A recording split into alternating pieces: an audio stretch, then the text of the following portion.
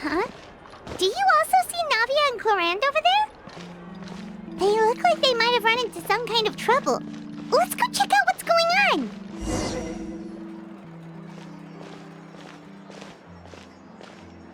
on! Still no dice? Not at all. And I've asked pretty much everyone in the court of Fontaine already. Lynette's ears drooped as soon as she heard that we'd have to be out and about for days on end. And Fremine, he hid himself under his helmet as soon as he realized there'd be people around that he didn't know. What about Chiori and Charlotte? I feel like both of them would be more than up to it. I've asked them already, but they're both pretty busy right now. I just gave the members of the Spina a few days off, too, so I don't want to bother them either. This is getting pretty difficult. Navia, Clorinde, what's up? Oh my. Well, if it isn't my dear partners. How are you all doing? Huh. Navia? Huh? Oh, you mean... Yep, this is our chance. Do you need our help with something?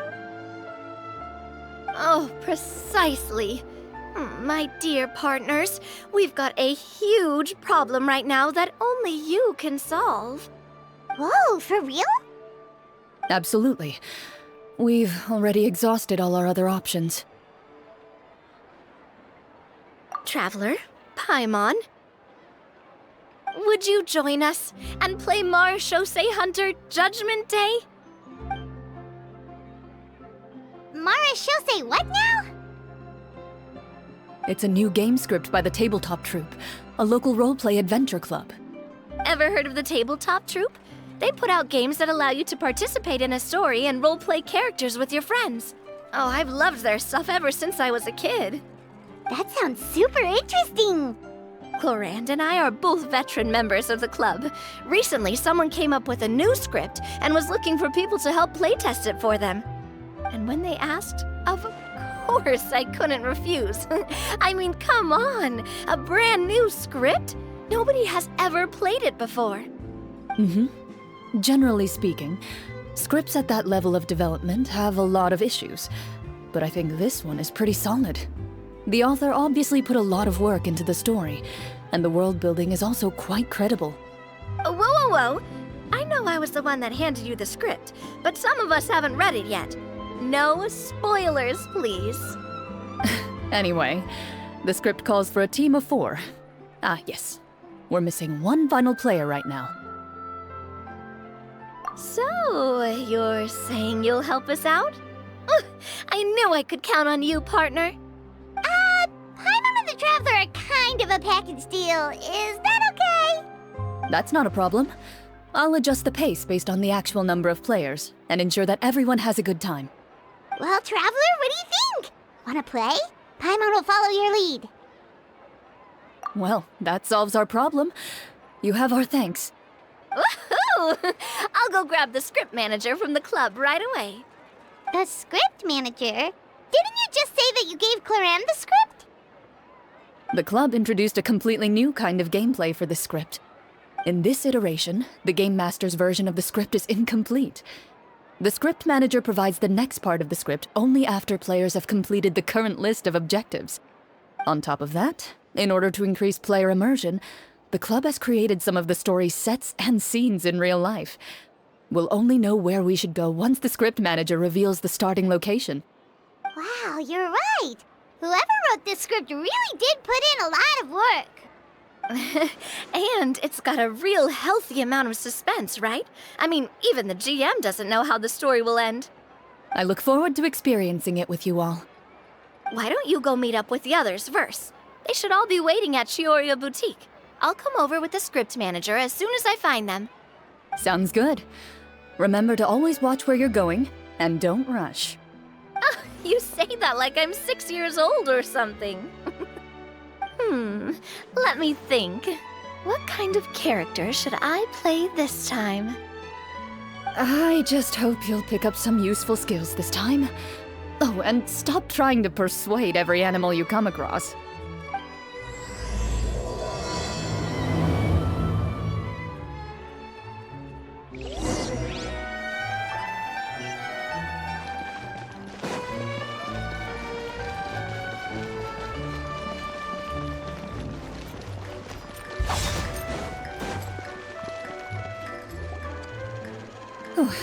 Sorry to keep you waiting. Ah, you're back! Huh? And you've got the Traveler and Paimon with you, too! What a pleasant surprise. I assume you'll be joining us for the game then? Linny, Farina! Paimon didn't know you were playing too. Are you also members of the tabletop troupe? I'm more of a casual member, if anything. I haven't taken part in many formal club activities. Lynette, Fremine, and I play something similar at the Hotel Bouffe Tété sometimes, but I'm usually the GM. Still, I'm sure it'll be fun being a player for the first time. I'm looking forward to it. Well, I'm not a member of the club at all. Cloran simply woke me up first thing this morning, said there was a good script worth experiencing, and asked if I wanted in. If you're interested, I can give you a referral. That should give you a 40% discount on membership fees. I think I'll wait to see how this experience plays out first, especially when it comes to the quality of the script. If it's sufficiently fun, then I'll join. Do you participate in a lot of tabletop troupe activities, Clorin? You could say that. She's actually one of the few senior game masters of the troupe. Ah, right. I knew about that even when she was still my subordinate. It's nothing. Really, just a small hobby of mine. Wow. Paimon's so used to seeing you be all upstanding and intimidating as the champion duelist. It's kind of hard to imagine you role-playing with a bunch of friends. Surely you jest. I would never intentionally make things difficult for my players. I maintain a clear boundary between my professional and personal lives. The me you see at court represents the law and order of Fontaine. I put all personal feelings to the side and grant a fair duel to all who seek to defend their honor. But in my personal life, I'm just an ordinary person. Someone who feels anger and sadness, just like everyone else. Well, you say that, but for all the time I've known you, I don't think I've ever seen you cry. I've seen you get angry, sure, but now I'm wondering whether you were actually mad or if it just looked that way from the outside. I was probably in work mode during those times. Is that so? Well, in any case, I just feel like even in your personal life, you don't get emotional very often. So you want to see me cry? That might be a little difficult. A show of anger, though, that might be something I could accomplish. No, that's not what I meant.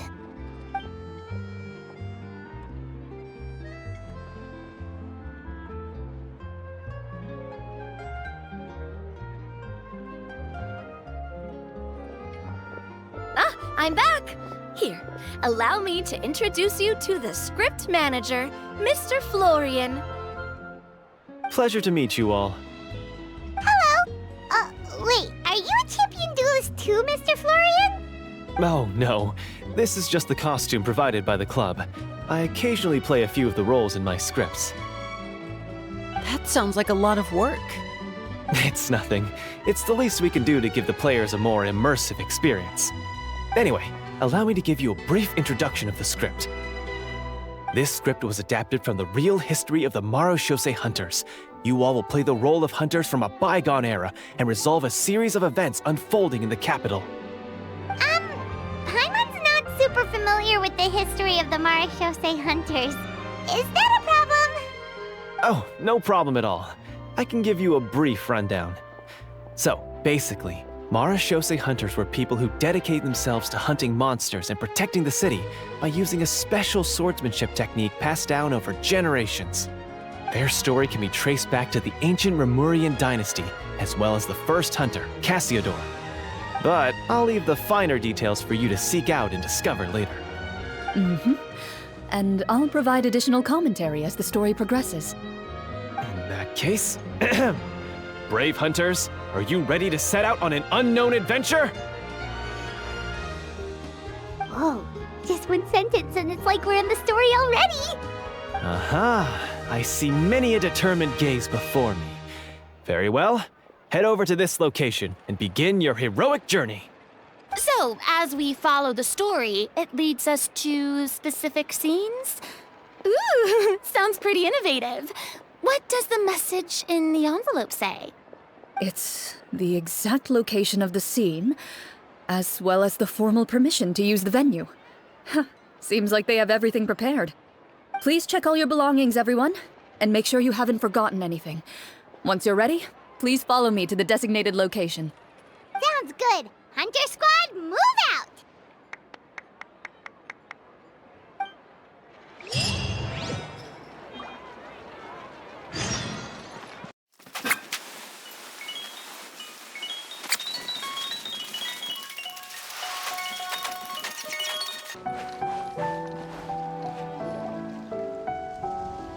Whoa, they really have thought of everything. Even the phaetometer is here and ready to go for us. The phaetometer? What's that? It's a card that's used to determine action success or failure. We'll need to use it when we try to use certain skills. And what about all the dessert and tea? Is that for us as well? That's what the message said. Oh, really? That's so nice. It feels just like a tea party with friends. Those snacks have Paimon's name written all over them! I think you might be more of a snack hunter than a Marashose hunter, Paimon. Snack Hunter Paimon reported for duty! If there are delicious snacks to be found, Paimon will track down every last one! The desserts are great, but I'm still looking forward to the story more than anything. Very fair. Then, let us begin. First, please pick up the blank character cards in front of you, and write down your name and profession. You can find an abbreviated version of the rules printed on the back of your character card. If you have any questions, feel free to ask me. In this story, everyone is a Marashose hunter.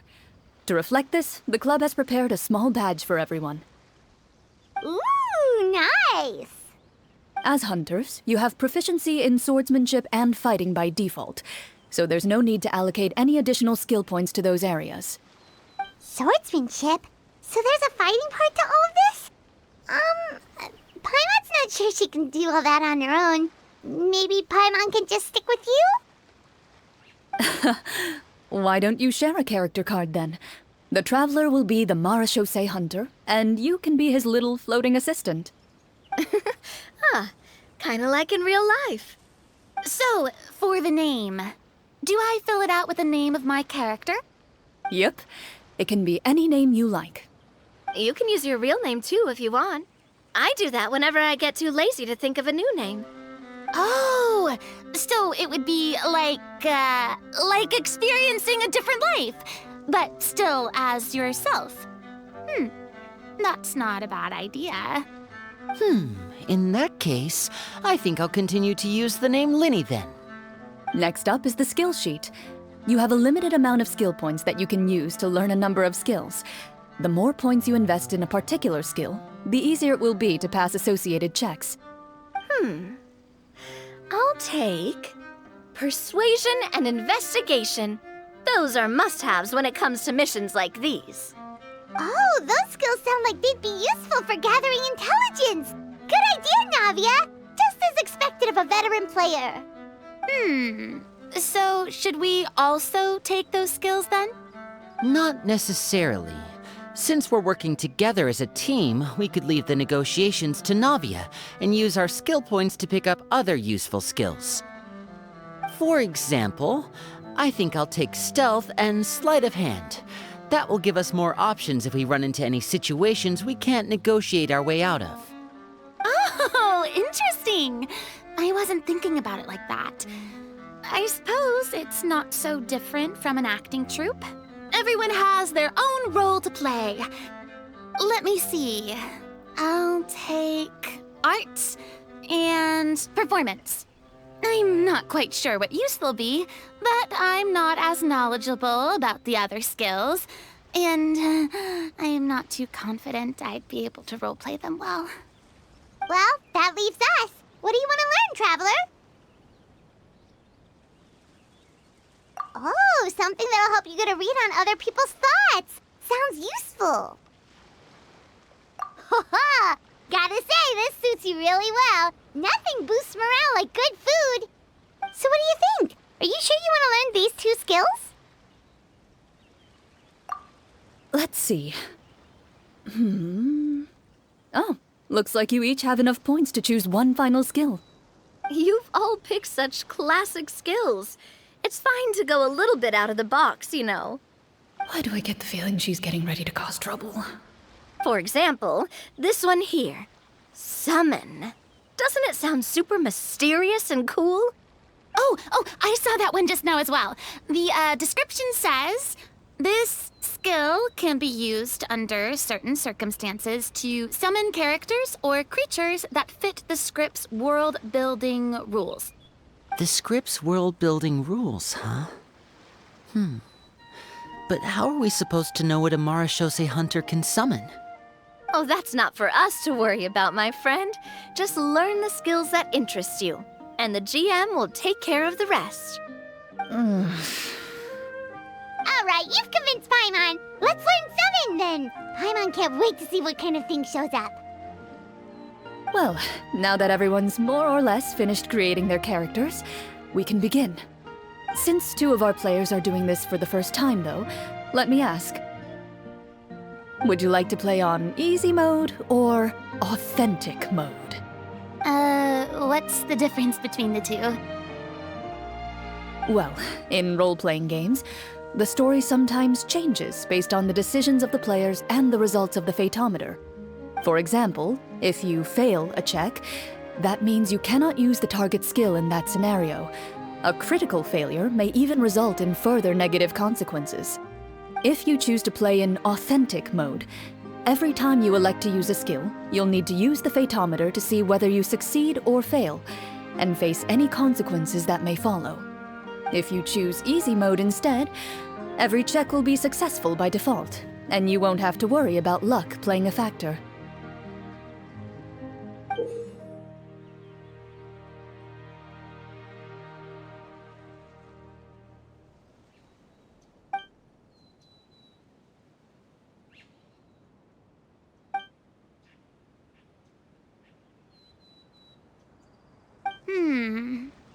Given that I'd like to focus on the story, I suppose I should pick easy mode.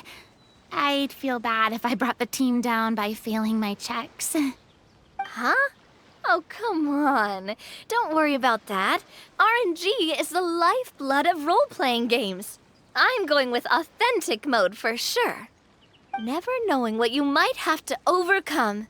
Ugh, doesn't that sound exciting? I'd rather be mentally prepared for what might happen. All right, then I'll mark down Farina for easy mode. All her checks will be successful by default. As usual, Navia and Linny will play on authentic mode. What about you, dear partner? How would you like to play? Are you sure? Trust me, you'll see the beauty of RNG. Honestly, I don't think Clorinde would make things too difficult for us no matter what the Fatometer says. Isn't that right, Clorinde?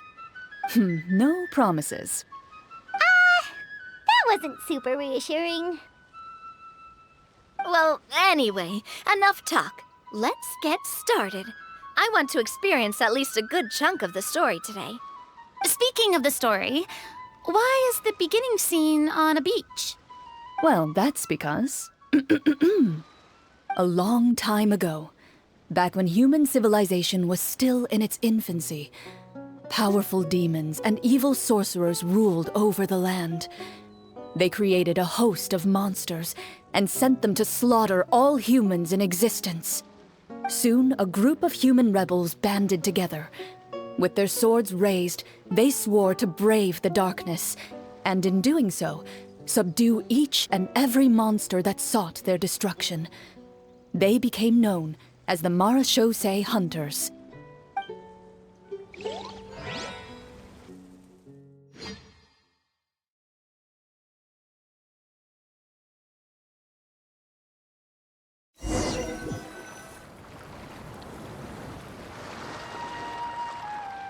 Sometime later, as a member of the Marashose Hunters, you receive a commission.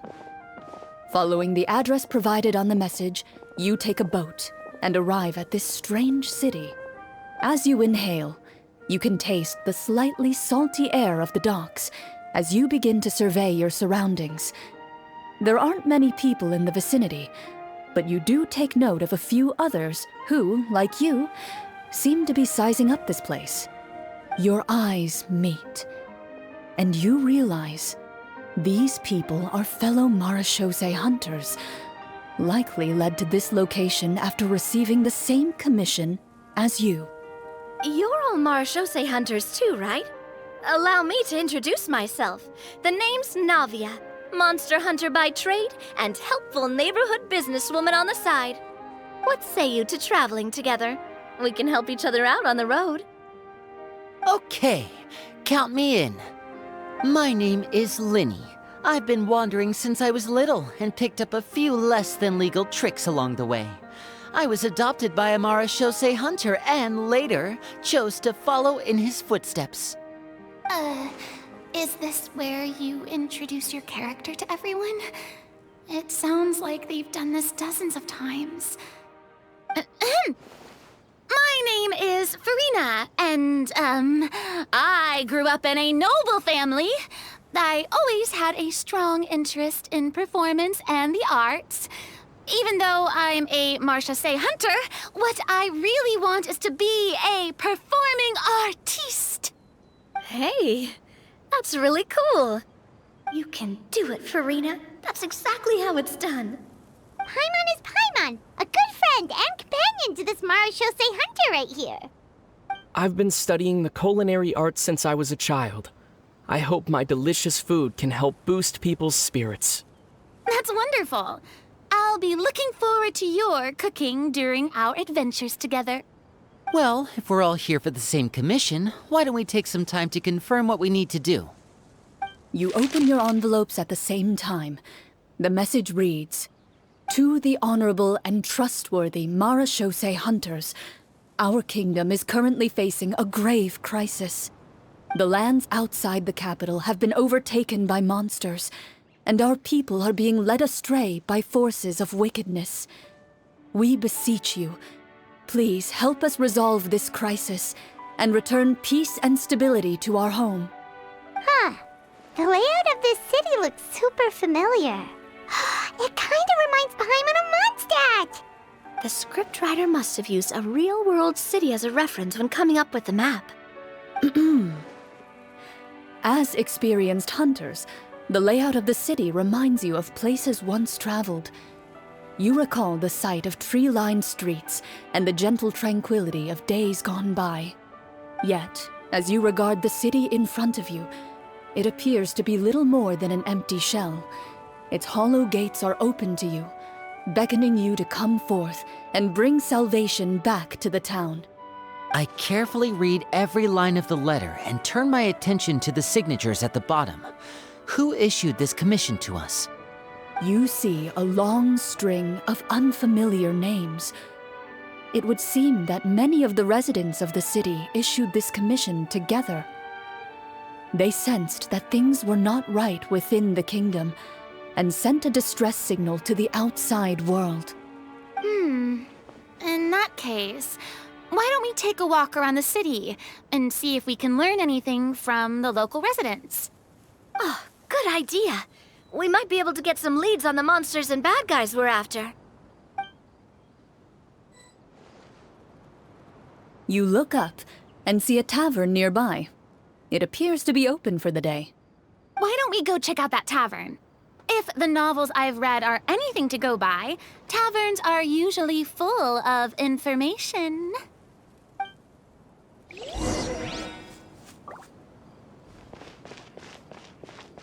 As you approach the tavern, you find a plainly dressed woman standing nearby.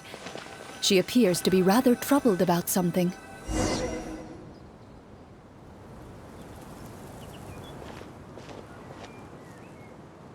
Greetings, friend.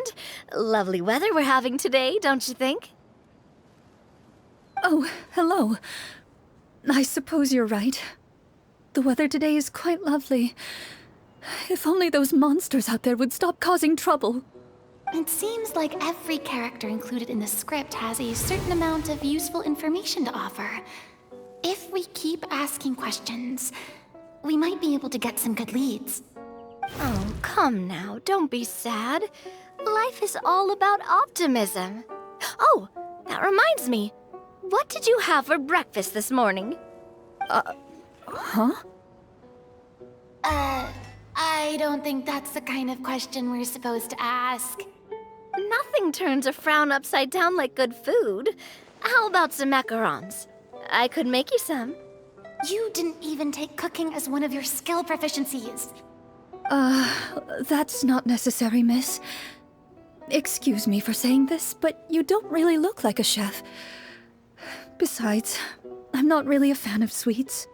So you're someone who barely smiles and doesn't like sweets. You're really starting to remind me of this one friend of mine. Hey! Did she just... me? Clorian must have broke character for a second.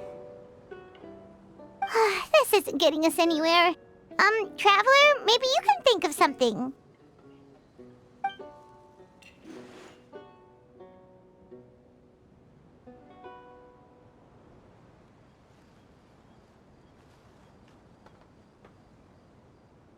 The results of insight checks aren't disclosed to the players, so I'll be the one consulting the phaetometer.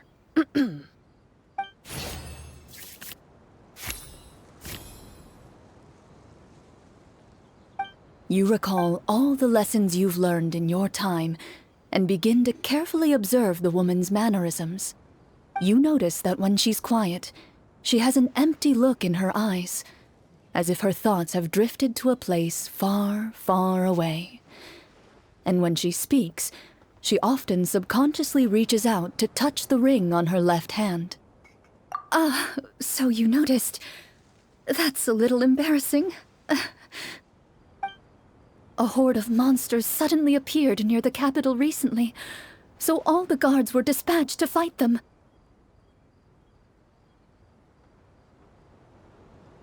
Do you remember when those monsters appeared? I'm not completely sure. All I know is that my husband was dispatched to fight them 3 days ago. Do you know where he was sent? It all happened so fast. When we said our goodbyes, he couldn't even tell me where they were sending him. You have our thanks, friend. We'll find and defeat those monsters as soon as possible. We sincerely hope your husband will be able to return to your side soon. Oh, thank you. Don't worry. We'll find him. Just try to remain optimistic and wait for good news. We don't always get to choose what happens to us. But we do get to choose the little things, like what we eat and how we respond to the things life throws our way. I hope that one day, you too will recognize the power of something as small and inconsequential as a delicious dessert. I'll do my best. You bid farewell to the woman, and continue your journey further into the city.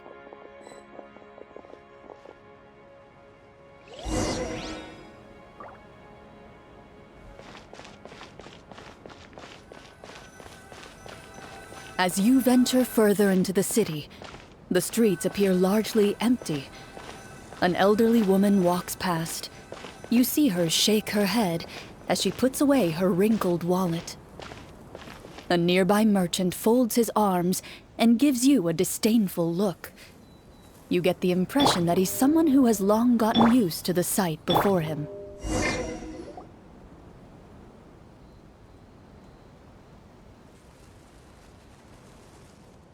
Although he doesn't seem very friendly, merchants are usually a good source of information, right? Pardon me, sir. I'd like to ask a question if I may. That depends. How much are you willing to pay?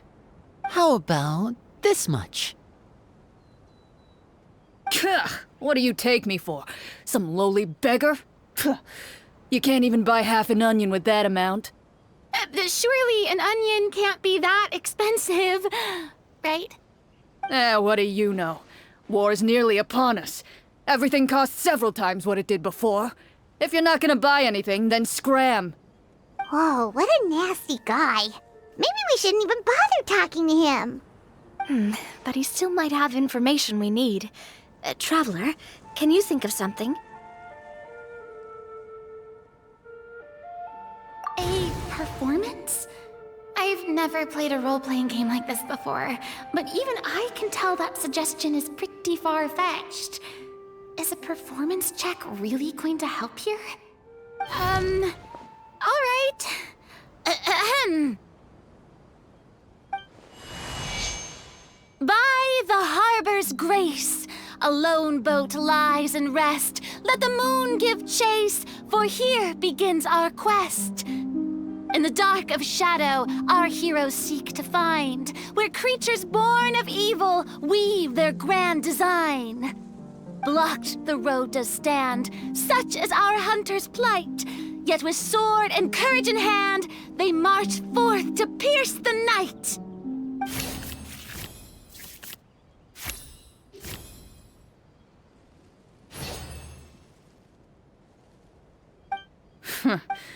I don't recall asking for a bardic song. Don't expect me to give you any coin. But if you meant what you sang, and you are indeed some kind of hunter, then by all means, please, go out and kill those monsters for us. Those monsters are camped outside the city, and they've been destroying all our trade routes. We have limited reserves within the city, so if this continues, we're all gonna be in big trouble. Wait, you're saying no one has put a plan in place to distribute supplies or maintain order? We could all starve and those nobles in the palace wouldn't even break a sweat. Who knows? Maybe they've been in cahoots with the monsters all along. That is concerning. Yeah, alright, I think I've said more than enough. Be on your way now. Got it. Thank you, sir. Don't mind him, Farina. He just doesn't have enough taste to appreciate your art. No. I was just thinking about how those nobles must be so cold-hearted. It's like they don't care about their people at all.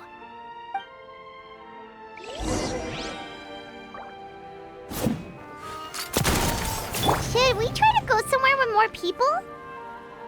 Oh, how about the city square? Follow me.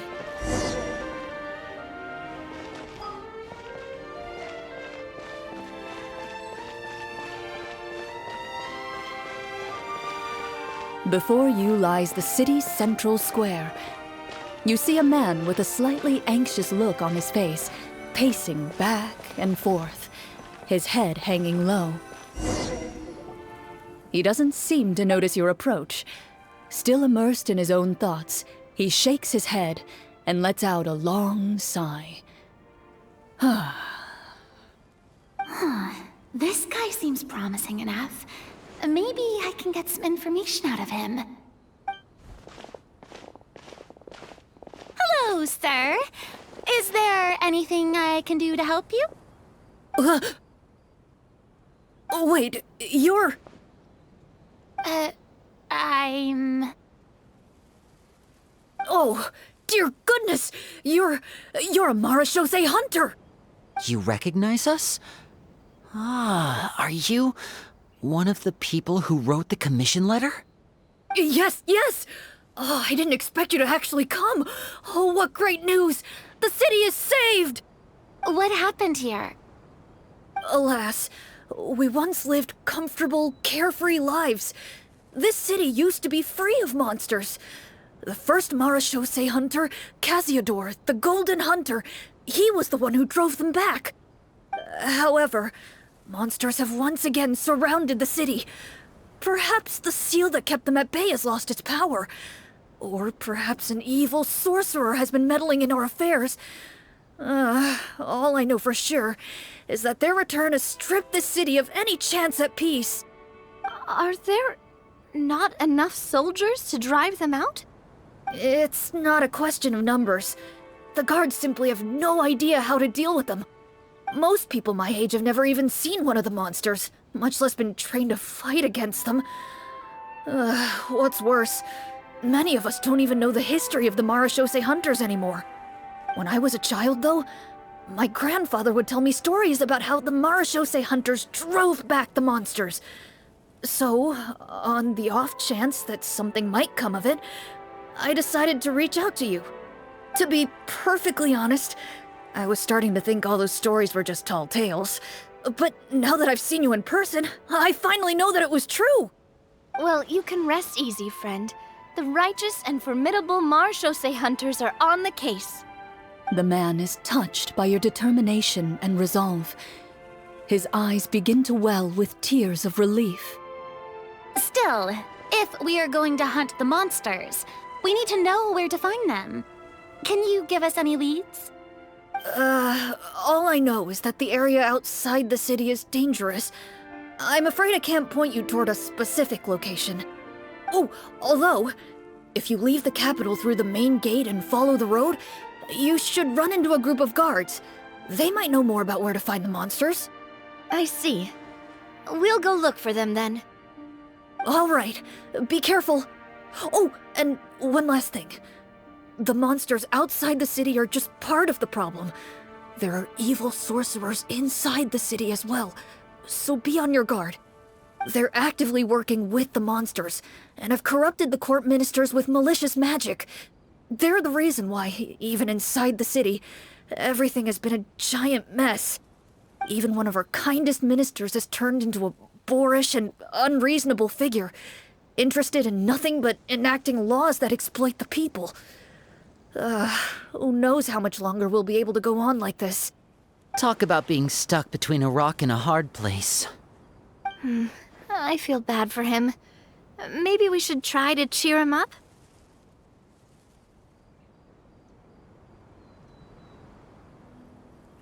Huh? Like, now? Is this really the right time?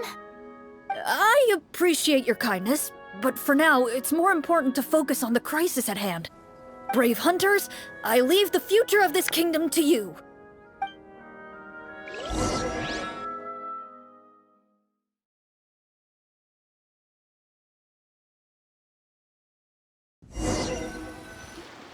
If I understood correctly, there are currently 2 problems in the kingdom that need solving, right?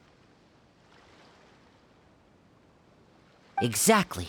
We need to defeat the monsters outside the city and take down the evil sorcerer stirring up trouble from within. But which problem should we tackle first? Well, this seems like a good moment for a break. Take some time and discuss what you want to do. Let me know when you've made your decision. I really didn't expect the people in the city to keep us at arm's length like that. I totally thought the hunters would be treated like heroes. Well, Clarence said the script took cues from the real history of Fontaine, right? Maybe the real-life Marashose hunters were also treated like that. I wouldn't say it's a perfect representation of history, but there are definitely some similarities. Would you like to hear more about it? Sure. As long as it doesn't spoil anything in the script. You brought up bits and pieces of the hunter's history before, but it was all in passing. Paimon wants to know too! The hunters were super powerful, right? Were they all from a special line of supernatural beings or something? Kind of like the yokai in Inazuma? No. All Marashose hunters were ordinary mortal fighters. The only thing that set them apart were the special sword techniques passed down over the centuries. Huh? So you mean anyone could become a Marashose hunter? In theory, yes. All you would need to do is survive the rigorous training and master the swordsmanship techniques required to fight the monsters. Still, most people dropped out at the early stages, and others called it quits the minute they saw a monster in person. To become a hunter, you must be strong in both body and mind. What kind of monsters did the hunters fight exactly? Oh, and the evil sorcerer the script mentions. Did they exist in real life too? The land of Fontaine once played host to an ancient dynasty known as Remuria. After that dynasty fell, monsters began to appear, intent on obstructing humans from establishing a new social order. One of the ancient sorcerers of Remuria used his power to assemble a formidable army of golems. He sought to use that force to establish himself as king. Now wait a second. Don't tell me that guy was the inspiration for the evil sorcerer in the script. We still haven't found any in-game information on him yet. So, why don't you talk about someone else for now? Well, I wasn't planning on going into anything you might be able to find out in the game. But if you want me to talk about something else, then... How about Casiodor, the Golden Hunter? Or Egeria, the ex-Hydro-Archon? Wait, but those people are all from a super long time ago. Where did you learn all this, Cloran? From my master. Huh. By master, you mean Miss Petronia? Someone you know? Absolutely. Miss Petronia and my father were good friends. Back in the day, she would often bring Clorand over to play, but then... Let's not get off topic. Anyway, back to what I was saying. Responding to Egeria's call, a number of warriors followed Casiodor into battle against the monsters. This group of warriors, under Casiodor's leadership, became known as the Marechaussee Hunters. Yet, as Fontaine entered an era of peace, their work gradually became obsolete.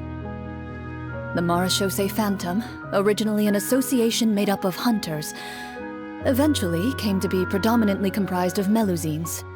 Ah, I see. That explains why most of the people in the script have forgotten the hunters or think of them as nothing more than a legend. Is that really a bad thing, though?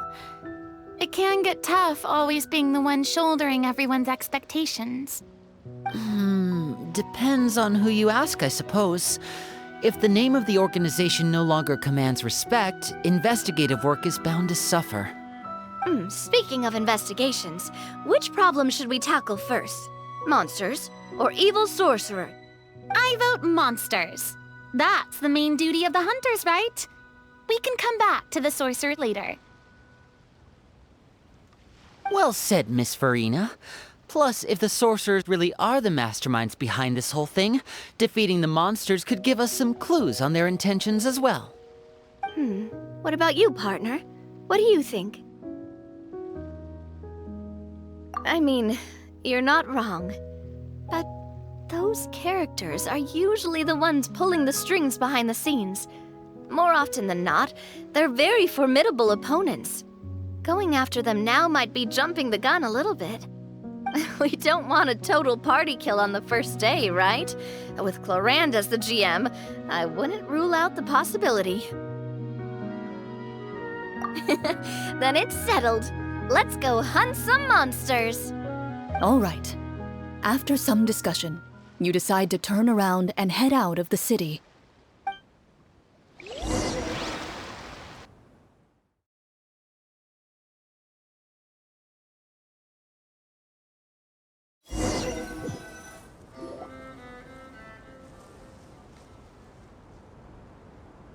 Let's take a look around, like that guy said.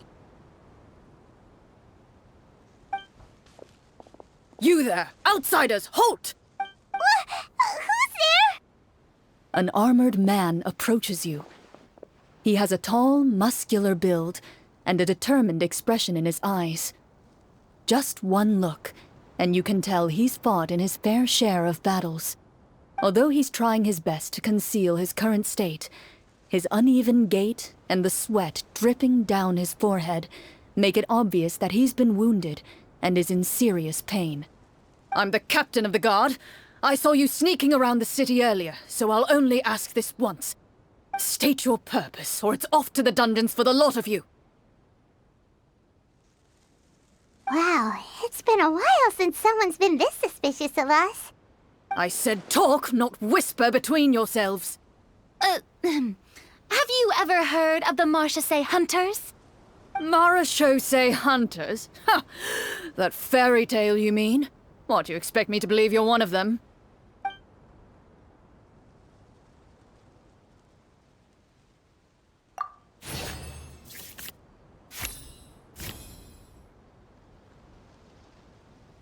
While everyone is talking, you begin to carefully observe the captain's mannerisms. Every so often, you see him glance toward a particular direction, with a pained expression on his face. as if an invisible thread is tying him to an unknown place. As you follow his gaze, you vaguely recall that the location he seems fixated on is known for its difficult terrain. Any battle that breaks out in a place like that is likely to be prolonged and devastating. Is that where the monsters are? Outside the forest in the area with the difficult terrain? The captain is taken aback by your sudden question. Still, his shock only lends credence to your theory. You're looking to fight the monsters? Well, we're marechaussee hunters after all. You could say that's basically our job. He shakes his head and continues to regard you with skepticism. In the end, he decides to inform you of the locations where the monsters have appeared. Those monsters aren't easy to deal with, but if you insist on going, I won't stop you either. I just hope all the guards will be able to come back to their families alive. I wish you the best of luck.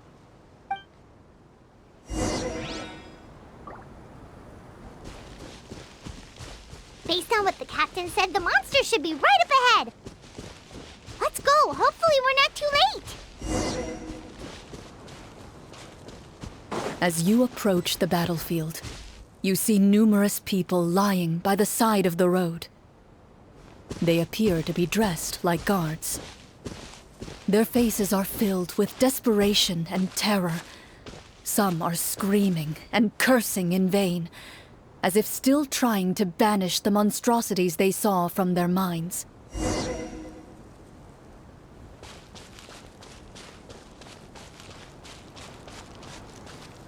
A few of the wounded look up at you in shock and disbelief. Quick, leave this place. Turn around and don't look back, they yell.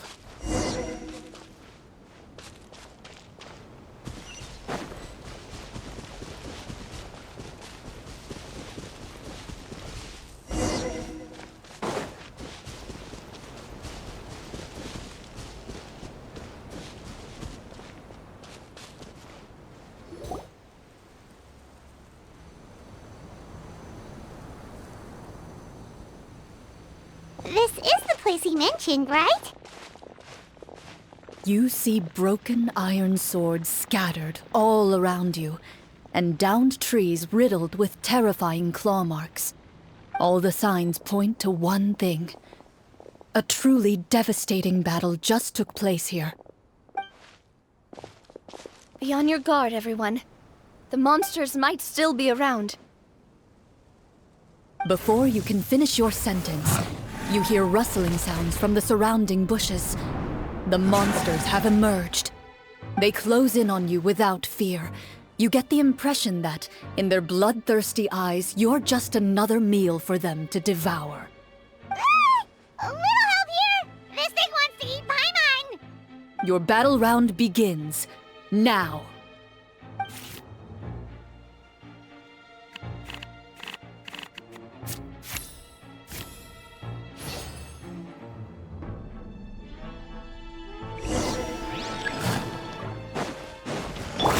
Let the world collide! Showering! Wipe out! A round of applause! The next battle round begins now.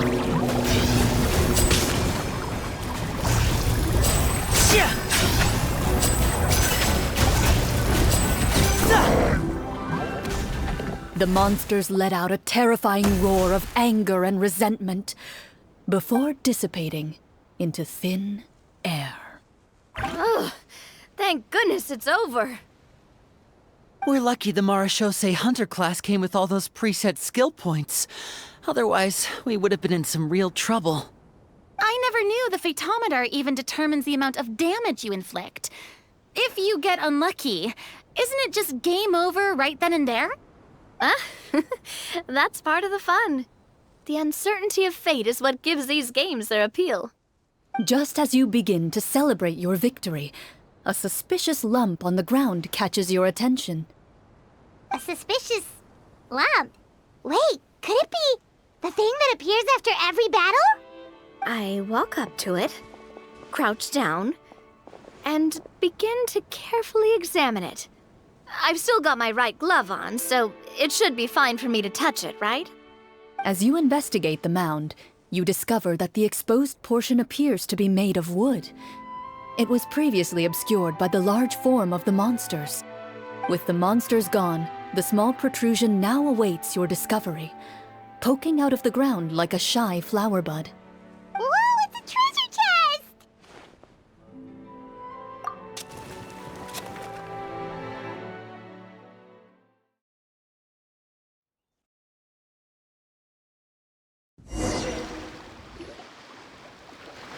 With everyone's help, you successfully excavate the wooden chest from the ground. Even without opening it, you can tell from the mora and jewels scattered around the chest that it must contain quite the fortune. Makes sense. We worked hard for this. Let's open it and we can share what's inside. I can understand your excitement, Paimon, but think about it. Doesn't it seem like there are people out there who need this treasure more than us? Yeah. Think about all the people suffering in the capital. Or all those guards who got hurt fighting the monsters. Wouldn't it be better if we gave the treasure to them? Wait, is that how it works? Paimon thought since we were the ones to dig it up, we could just take it for ourselves. Well, let's put it this way. Any decision you make during a role-playing game can impact the future course of the story. But would the people really believe us? It's hard enough for us to prove we're Marchese hunters. What if they think we procured the treasure illegally? They might get even more suspicious of us. That's definitely something we should consider. Maybe we can come up with an explanation in advance. Well, if donating it could cause that much trouble, why don't we use it to buy some gear and fill up on good food? Then we'll be ready to fight even more bad guys. Looks like you're facing a difficult choice once again. Well, it's getting late. Why don't we call it a day for now? Wow, where did the time go? I'm not sure if it's because I'm having so much fun with you all or because the story is particularly enticing, but I feel like I could almost keep going. Here, here. Ooh, how about we play through the night? I'm not sure I'll have enough energy for that. Yeah, that won't work for me either. Lynette will give me an earful if I get home too late. I understand how you feel, Navia, but we have to change venues for the next part of the story anyway. Huh? Another location? There's a special note for the GM at the end of this section that says to proceed to an indoor set for the next part of the script. Whoa, they really pulled out all the stops for this new script. Well, even if we end the game for the day, we can still stay a little longer and hear Clorin finish her story, right? Paimon wants to hear more about the history of the hunters. Something tells me you just want to finish the free desserts before we break for the day.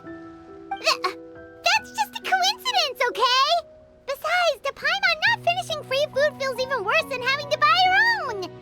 And anyway, Paimon really does want to hear more about Clorin's master. Well, It's nothing. I appreciate the concern, but it's all in the past. It won't do any harm to share these things now.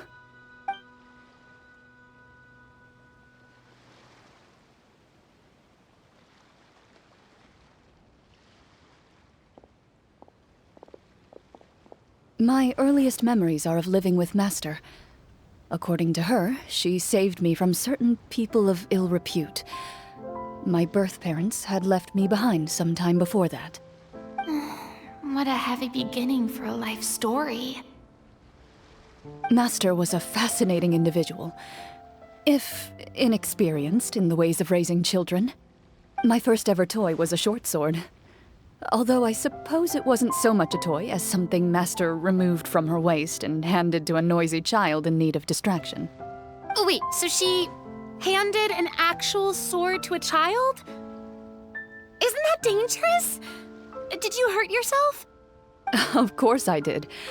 I cut my palm and bled quite a lot. But Master was not concerned. She just stood there and casually lectured me about it. "See, that's what you get for not holding the sword properly," she told me. She then crouched down next to me and said, "Give me your hand. I'll teach you to bandage this wound. After that, it's time to learn how to truly hold a blade." Excuse me for asking this, Clorinde, but how old were you exactly when all this happened? Probably around, 3, give or take. 3? Isn't that when most kids are still struggling to hold a fork? As I said, Master was rather inexperienced in the ways of raising children. She believed trial and error was the best way to teach a child what they're capable of. I'm not so sure this is a question of experience. I didn't see anything wrong with her ways at the time. And anyway, children don't get to choose how they're raised. Oh, she did bring me back a pet from Liyue once. It was a Geovishap hatchling. A Geovishap hatchling? For a pet? That seems even more dangerous. What she said was this: "Make sure to get along, you two. If you really can't agree on something, just settle it with a fight. Whoever loses is the real pet." And how old were you when this happened? 5. Well, did she win? No, I lost. So you're saying you actually became the Geovishap's pet? Yes, but only for a week. By the end of that week, I defeated it in combat, and we've shared a cordial relationship ever since. That really doesn't sound like the kind of childhood someone should have. Later on, I gradually understood that Master most likely didn't know any other way to raise a child. She was a marechaussee hunter, but I never heard her bring up her own parents. Thanks to her, I learned how to navigate the forest by the age of 6, and could hunt monsters in the wild by myself the year after that. Even though the training she subjected me to was strict, she always made sure to take me traveling when she had the time. We met many of her friends during those days. That was also how I met Mr. Callis and his family. I still remember the first time we met. You were too scared to join our picnic and hid behind Ms. Petronia the whole time. I still hadn't really met many children my age at that time, so I didn't know how to interact with others. After that, though, you started coming over a lot. You loved challenging people to shooting competitions, remember? I don't think many members of the Spina ever beat you in one of those. I had a lot of fun during those days. I enjoyed them too. Oh, do you remember that one time we went exploring around the Spina together? We overheard Papa call your master Fontaine's Protector of Justice. We tried to pretend like we never heard anything, but you nearly let it slip that one time.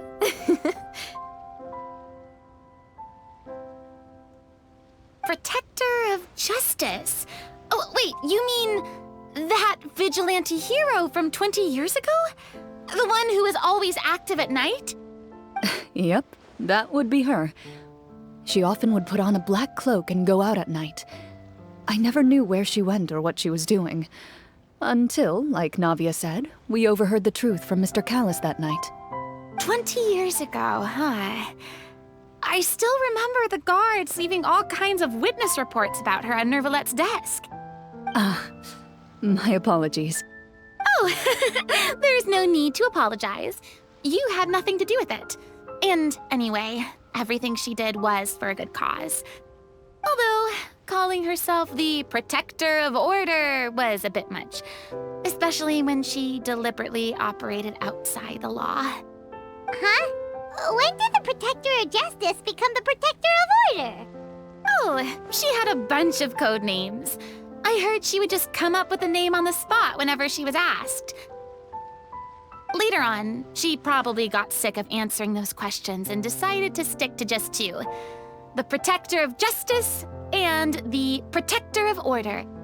That sounds like her, all right. I bet she forgot which of the 2 she'd use by the time she got back each night. Well, she certainly sounds like a fascinating individual. With her strong sense of justice, it's no surprise her student followed in her footsteps. It's true. I always wanted to become like her. Someone powerful, independent, and with a strong sense of conviction. But...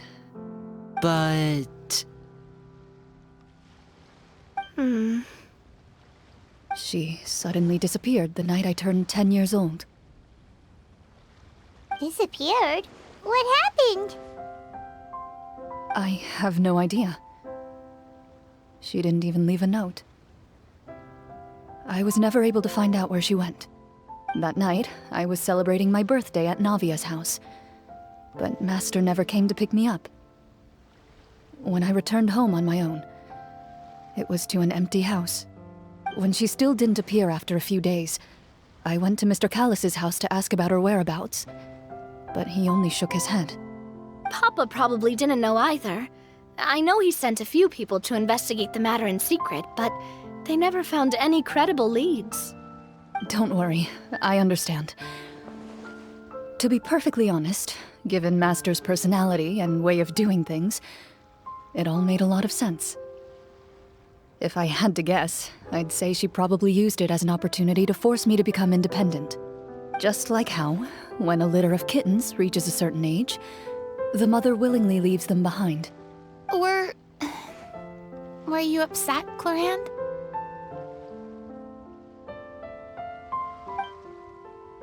I was at first, but not anymore. I don't believe Master would suddenly disappear for no reason. There must have been something she just had to do.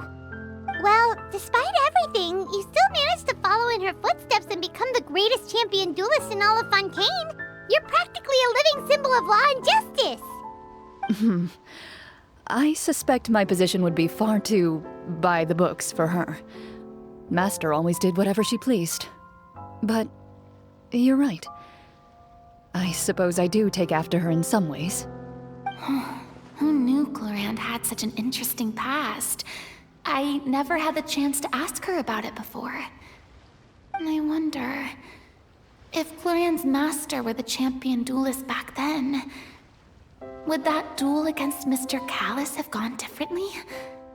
Oh no.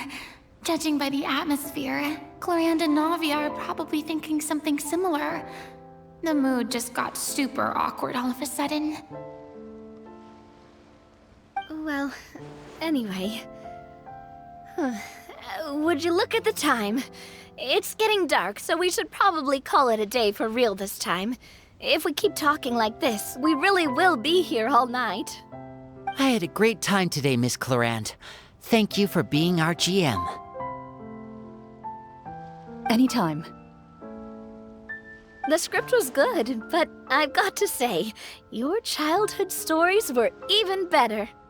Hey, you should tell us more about that fight against the Geo-Bishop sometime. Maybe your master was onto something. You could be right. What does she mean, onto something? I certainly don't know any 5-year-olds who want to fight a bishop in their spare time. Guess I'll head back as well. I need to save my energy if I want to continue enjoying the story tomorrow. You're that excited to hear about my fight with the bishop? I was talking about the script.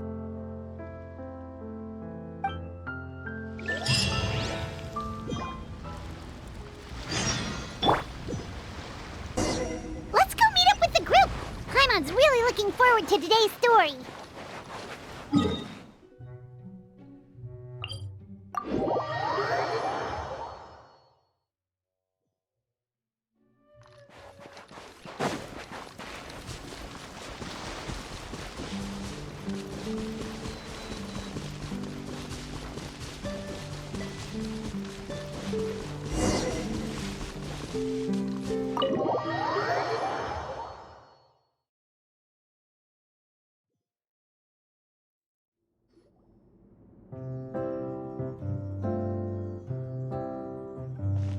Looks like everyone's here. Now, before we begin, why don't we finish where we left off yesterday? There was an important decision to be made, yes? I'll pour everyone a cup of tea. Is that really the most important part, though, Clorinde? Paimon's more concerned about our current surroundings. Heavy walls, cold railings, dim lights. This is obviously supposed to be a prison. I admire the work put into the set. Still, it's obvious the scriptwriter has never paid a visit to the fortress of Meripede. So the set is going to be a part of the script? Unfortunately, that is something I can neither confirm nor deny. Anyone think Cloran's smile is starting to look kinda scary? Well, whatever happens, we'll just have to push on. But first, we should really figure out what to do with this treasure. If we're worried about arousing suspicion because of our identity, why don't we give ourselves a different name, just like Cloran's master did? Yeah, it might be better to keep a low profile. As long as we're helping people, it doesn't matter who we are or what we're called. Staring at me won't get you anywhere. Or did you want some more tea? Oh, Paimon's good. Thanks. Why aren't you saying anything, Navia? Wait, what's that next to you? Oh, this is the short sword Cloran mentioned last night. I found it. Huh. I'm surprised you managed to track it down after all this time. Well, I made sure to take good care of it, considering the circumstances in which you gave it to me. Of course I had to keep it safe. Anyway, where were we? Oh, right. I was just thinking about all the potential ways for us to break out of prison. We could dig a tunnel, or try to bribe the guards. Wait, we haven't been thrown into prison yet, have we? Well, it's only a matter of time. It pays to be prepared. Just like how you should always have an umbrella on hand, even when it's sunny. Alright, Paimon's made up her mind. Let's just give the treasure away. Paimon may have wanted to keep it, but if it's going to land us in prison somehow, Paimon will be too upset to enjoy her snacks. So, you've reached an agreement? All right then, we can continue with the story. Oh, and we'll collect all the scattered pieces of treasure on the ground as well. All right. You collect the treasure and make your way back to the capital with your bag of loot in hand.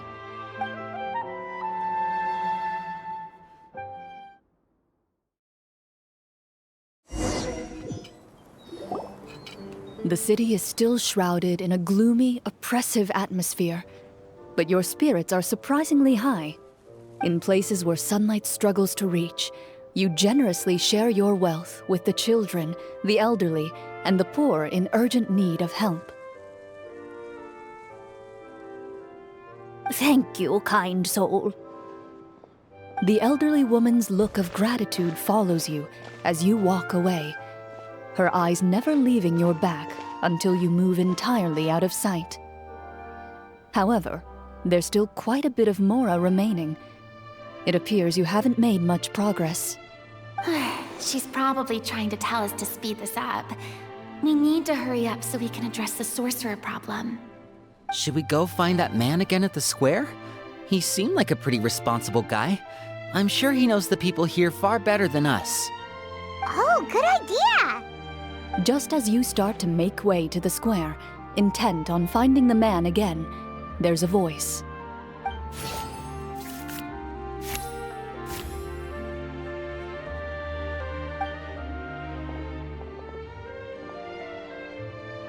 Please wait, distinguished guests.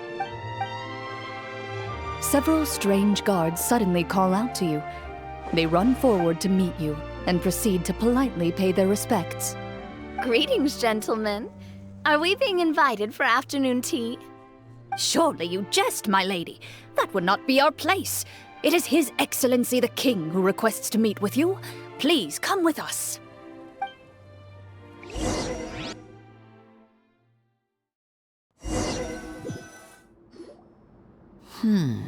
Do you think this could be a trap? Well, we have to investigate the court at some point, right? Meeting the king himself would be a fantastic opportunity to do that. I say we go for it. If something happens, we'll just turn the whole place upside down. That sounds a little intense. After a quick discussion, you nod to the guards and agree to follow. They lead you all the way to the audience hall of the palace.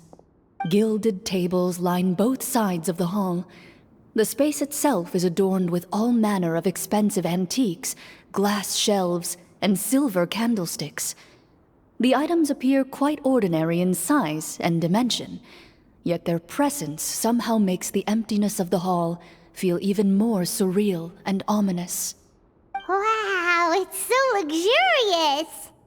The elderly king, clad in a magnificent robe, sits upon the deep crimson throne before you. He wears above his head a majestic crown, with a gemstone the size of a bird's egg set right at the very front. As you observe it, you see a complex pattern of light reflect off its surface. They're here, Your Majesty. A man dressed in dark clothes, likely a minister, shields his mouth with his hands and bends down to whisper a few words to the king. After a moment, he lowers his hands and stands back up. His gaze shifts to fixate on your group, but he does not move from his place at the king's side. The king does not appear entirely aware of his surroundings. The man by his side, though. We should keep a close eye on him. The king remains still and says nothing. The minister is the one who speaks. Esteemed guests, allow me to thank you for coming to our faraway kingdom. Unfortunately, His Majesty the King finds himself quite exhausted from work. So please allow me, his Prime Minister, to welcome you in his stead. I've heard tell that your group, the Marechaussee Hunters, used your exceptional ability with the sword to repel the monsters near the capital. Such a great deed deserves to be rewarded. However, seeing that I was not fortunate enough to observe such a feat with my own eyes, you'll forgive me for seeking to verify the truth by speaking to you myself. Well, we've got nothing to hide. You brought us here to talk, right? So we'll just explain what happened.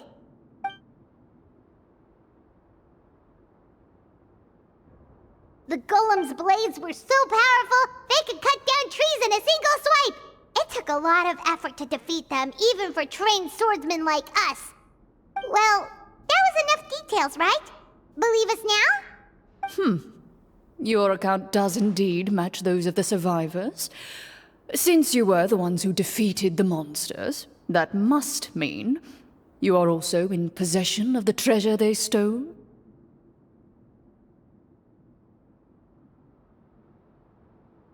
Well, we did take the treasure, but... How did he know about the treasure? Then I must ask that you return it at once. It belongs to the kingdom. Wait, but didn't you just say that our great deed deserved a reward? Shouldn't the treasure be considered a part of that? Yes, that was indeed what I said. But you seem to have forgotten a very important distinction. Only that which is freely given by the king can be considered a reward. Taking the rightful wealth of a kingdom without said permission, on the other hand, is a crime. But that's completely unreasonable! Yeah, that makes no sense! If it weren't for us, the treasure would still be buried underground somewhere! Maybe so, yet the fact remains. You tried to dispose of the treasure without reporting it to the court and without receiving permission, yes? What, no answer? Surely you're not insinuating that you, a group of legendary Marechaussee hunters, sought to take the treasure for yourselves? Well, what about the king? Is he just gonna let this guy talk for him the whole time? Clad in his magnificent robe, the king remains seated, with his hands resting on either side of the throne. His posture is rigid and unmoving. He stares forward with an empty look in his eyes, completely unmoved by the events before him. From the look of things, could the Prime Minister be the evil sorcerer? Or could both the king and the Prime Minister have fallen under the evil sorcerer's control? I would like to observe the number of guards stationed in the hall. The guards in the palace appear fully armed, their expressions solemn. Sensing the tense atmosphere in the room, they stand at the ready, each with a hand placed upon the hilt of their sword, as if prepared to draw their weapons and surround you at a moment's notice. Well, there goes my plan to turn the whole place upside down, I guess. It appears we've been visited by nothing more than a group of ill-intentioned imposters. What a pity. Guards, take them away and throw them in the dungeons. Before I decide your fate, however, I must first determine whether you have any accomplices outside the court. Can't we try to slip away? Or maybe start some kind of riot? But if we try to fight the guards right now... Don't worry. At least we figured out who's behind all this. Let's just play it by ear. If you're scared, Paimon, just hold my hand. Aw, thanks, you guys. You allow yourself to be led away by guards surrounding you on both sides. It's only when you begin to feel drops of water falling from the dungeon ceiling and smell the stench of death and decay all around you that you finally realize you've stepped into a completely different world. Stay here, and don't try anything funny. The guards lock the cell door and leave without looking back. Wait, sir! Your voice echoes through the dark hall, but the only response you receive is the sound of water dripping from the ceiling. No! What should we do now? Carve out a new path of fate with our own two hands, of course. I draw my weapon. You reach toward your waist, but find nothing there. You now recall that your weapons were confiscated before the guards locked you in the cell. The bag of treasure along with them. What about that knife I hid in my boot?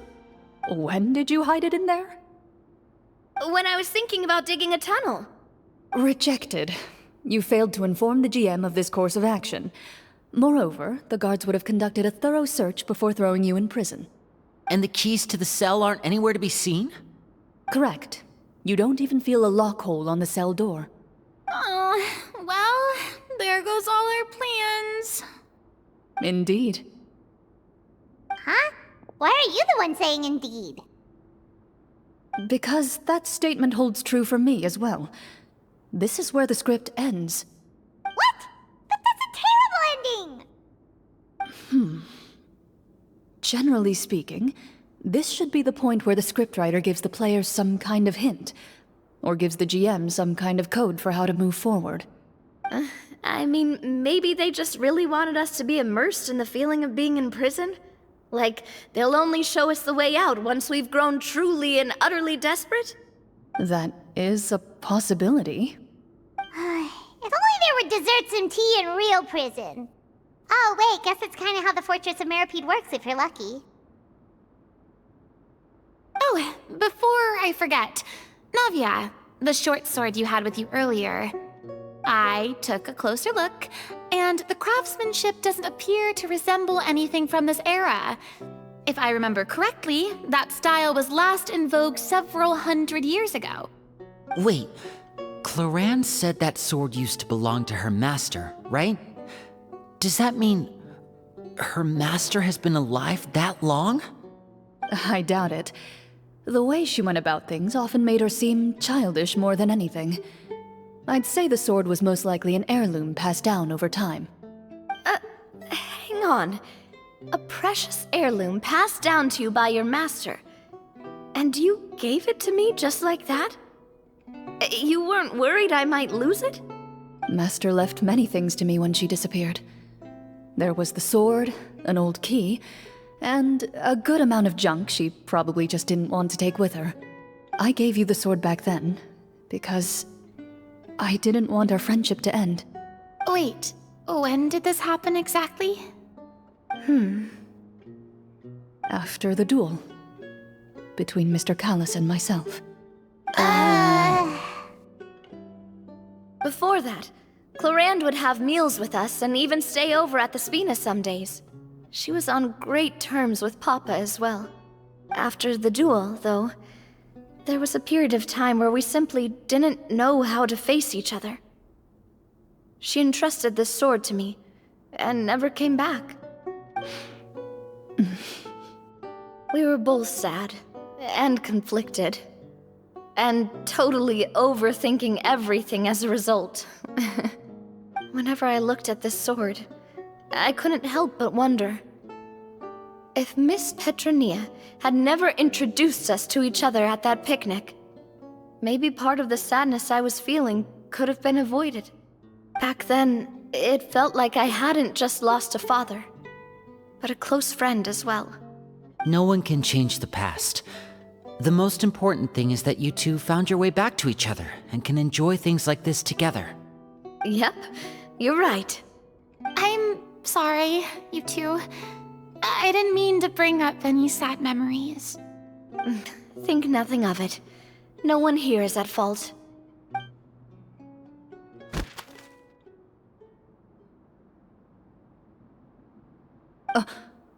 Huh?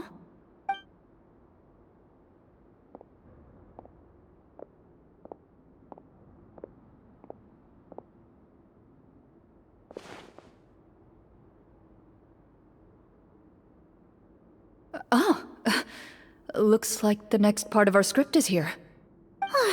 Perfect timing. The situation was really starting to get desperate. And not just because of the prison thing.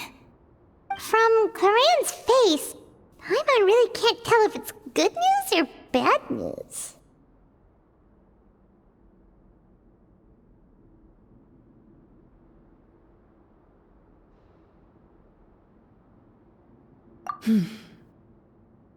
Water continues to drip from the ceiling. In this lightless dungeon, you lack a reliable way to tell how much time has passed. Eventually, you get used to the unpleasant odor of straw, mold, and rust, and find yourselves alternating between fits of drowsiness and despair. Suddenly, you hear footsteps outside the door. Heads up, everyone. Someone's coming. Gather close, everyone, and keep your voice down.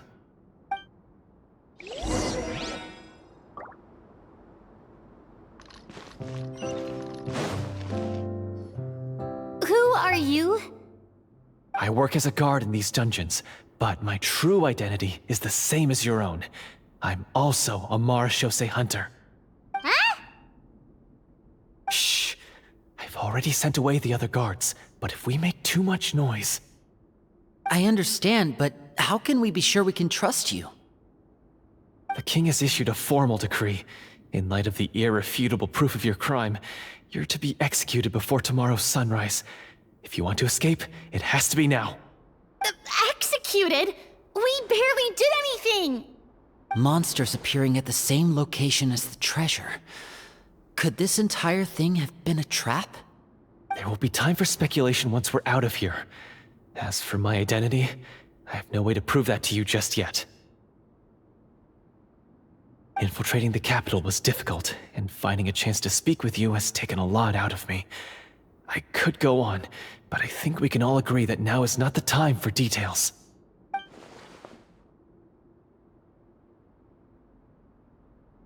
Have you seen our weapons anywhere, sir? Don't worry, I brought them with me. They're just behind the door. Still, these weapons alone won't be enough to defeat the true enemy behind the scenes. His faction is too powerful. The guards are all under his control, and he's even stationed a number of golems in various rooms throughout the palace. To defeat him, you must find a secret vault. It is said that within that vault, the Marashose hunters of the past left behind a treasure with the power to defeat the sorcerer. You're not coming with us? No, I'll remain in the dungeons to deal with the guards. I'll try my best to distract them so they don't go after you. As long as my identity is not revealed, I'll be able to aid you when the final battle comes. In that case, please stay safe. Thank you for your concern. I will do my utmost. As for the location of the vault, here, this map should lead you there.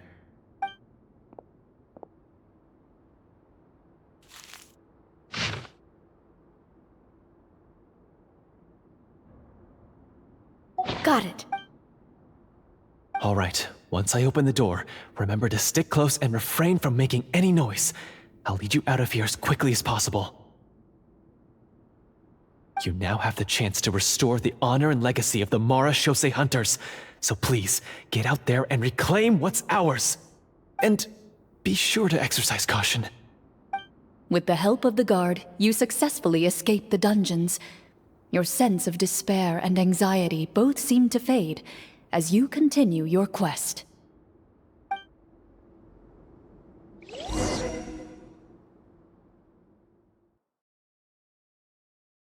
Wait, we didn't get to use our skills at all while we were in prison. Who knows when we're gonna get the chance to use that cool summon spell?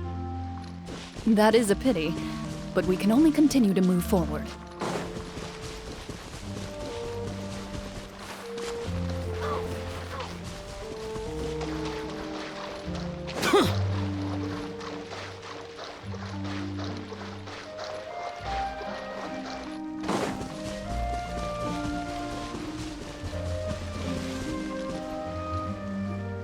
This should be the place marked on the map. This bit of rock certainly looks suspicious. Well, I'd say an investigation's in order then. Plus, if all else fails, we can just blow it up. Wow, you really meant that! Before you lies a serene stretch of open water, its surface shimmering a brilliant shade of sapphire blue. Well, guess this means it's time for a swim!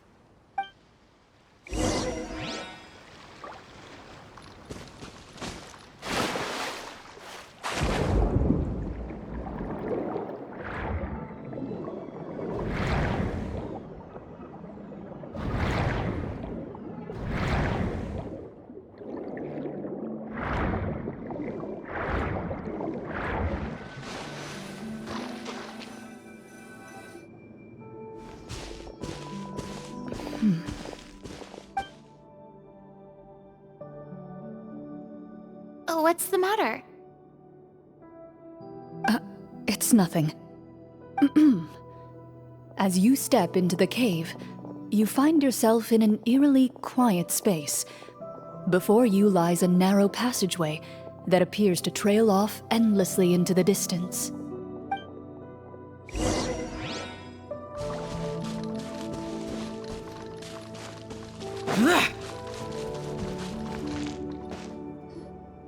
Wow, this must be where the treasure is hidden! But this door is blocking our way in. It almost looks like it's been here for quite some time. I've got to hand it to the tabletop troupe. They really went all out with the props. Huh. What have we got down here? A kind of mechanism connected to the door? It looks like we might have to arrange it into a certain pattern.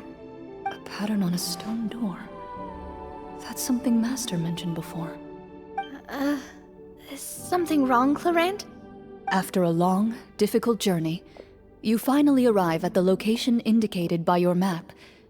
It appears to be an ancient site of some sort, where treasure likely awaits. Your surroundings are exceedingly quiet and serene, as if the secret that slumbers here has never once been disturbed. If you listen closely, you can almost convince yourself you can hear the sound of its calm, gentle breathing. That description makes Paimon feel kinda bad for disturbing this place. We're doing this for the sake of the people, to free them from the evil sorcerer. I say it's time for this treasure to once again see the light of day. Linny's right. We need to keep going. The future of the kingdom depends on it. The next part of the story requires us to solve the puzzle, right? Let's start exploring the area. Yes, that should be fine. Something feels off about all this. Guess I'll just have to improvise.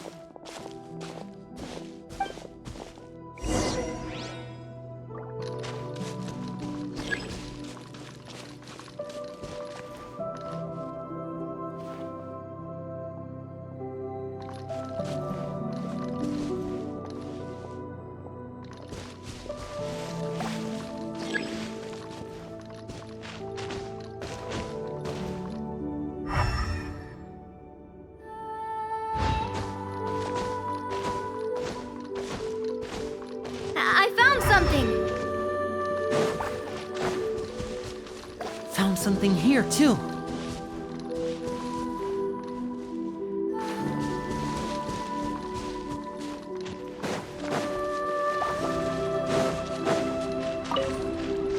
Same here.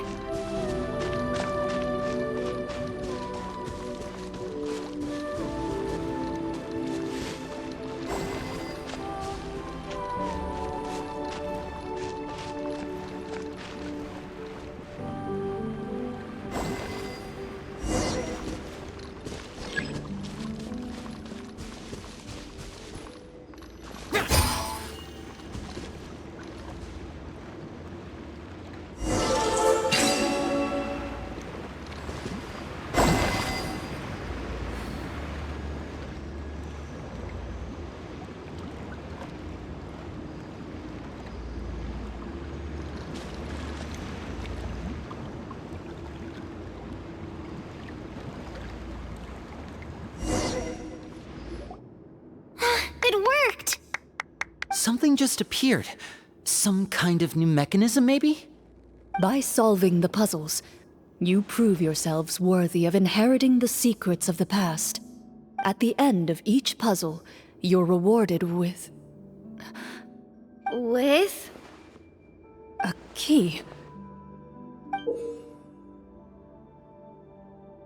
Oh, it must be the key to the big door.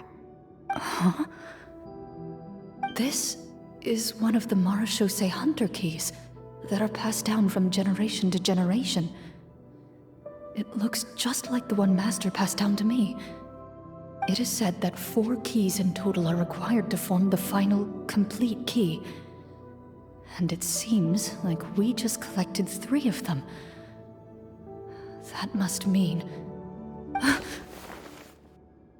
Huh? What's wrong? You hear a few strange noises. Suddenly, all the torches in the ruin go out at once. Huh? What's going on? Did we fall into another trap? For the sake of immersion, please close your eyes, everyone. Without the torches, the space is now completely dark, and you cannot see anything.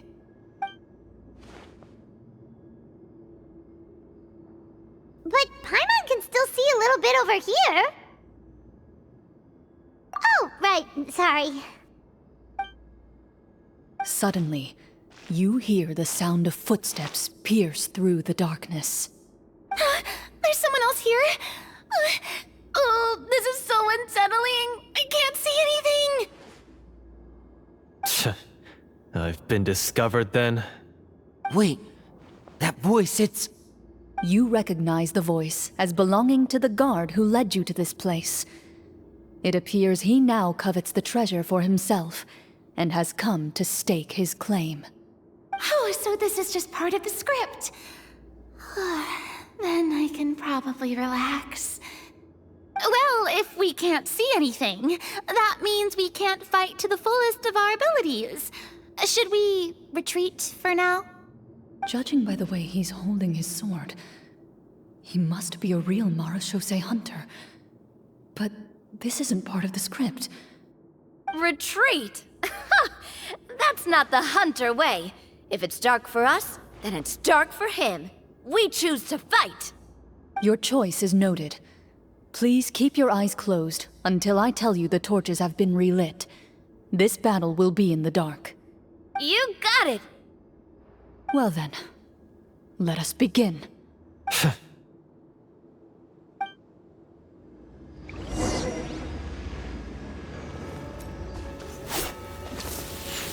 Into the shadows. I'd like to try to hit him with my sword. Your strike is successful. Is he still standing? Goodness, he sure has a lot of Is it over? Can we open our eyes now? The enemy is strong and relentless, but the battle is nearing its end. The torches have not been relit. What about now? Final strike! Ha!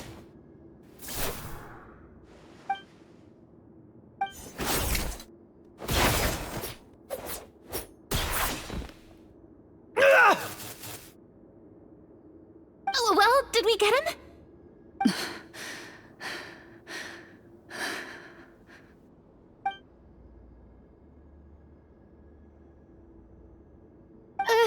Glorian? Warm fire flickers across the walls once more.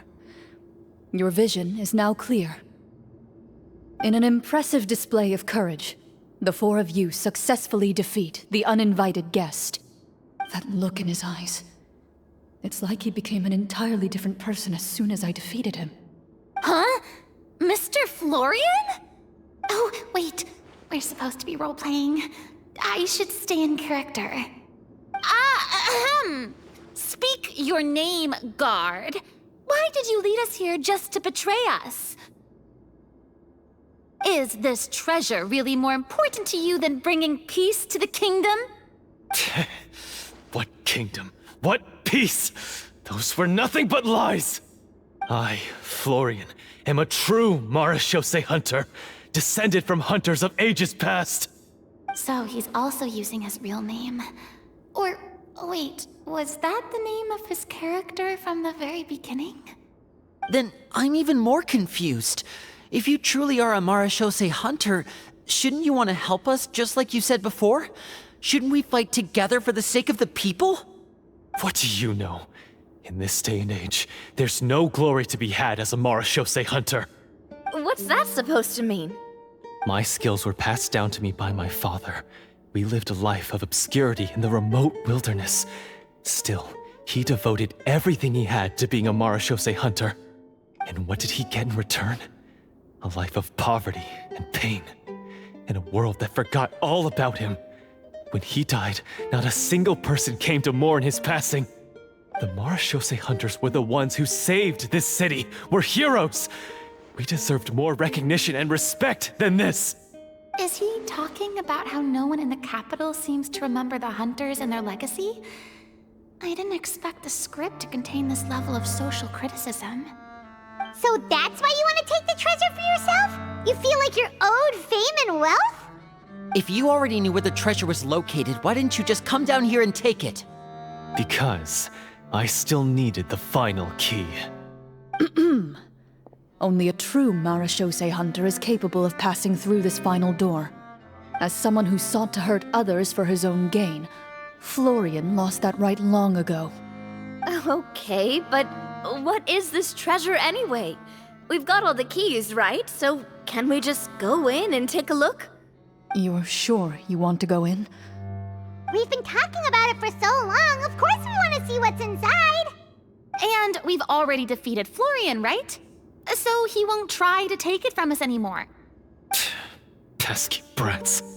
Watch yourself. Then let's open the door together. All right. Your choice of action is confirmed.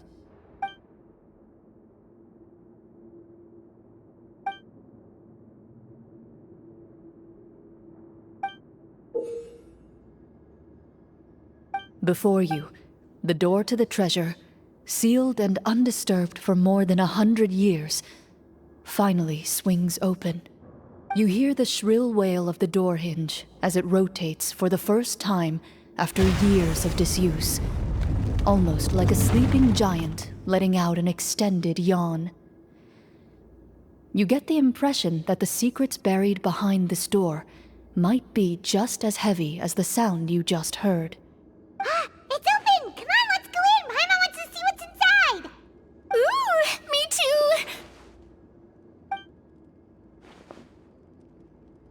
Ugh, uncovering hidden treasure is the most exciting part of adventuring. What do we have here? Uh-huh. A stone tablet? And some shabby weapons? You call this a treasure vault? Looks more like an abandoned warehouse. Maybe the troop ran out of budget at the end? They provided a super immersive experience at the beginning only to drop the ball at the most important part. They could have at least filled this place with cardboard mora or something. Wait, I get it now. Paimon, this is the real Marechaussee hunter treasure. Huh? This is it? The Marashose Hunter treasure is just a stone slab and some broken swords? I can't believe it. I refuse to believe it!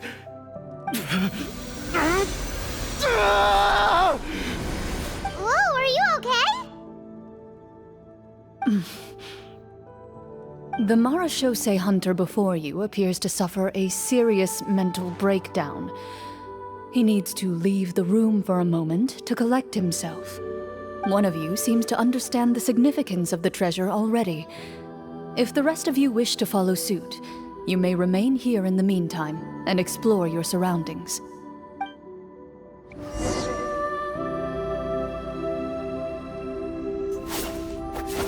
Loaded.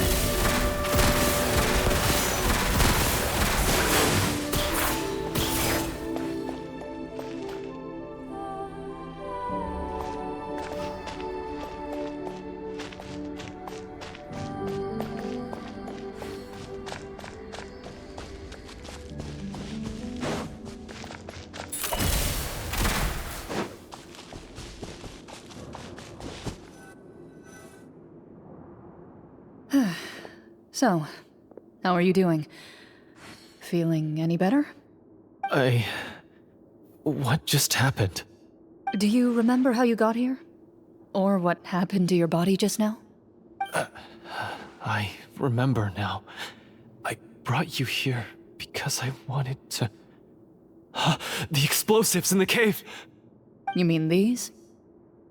Huh? How did you...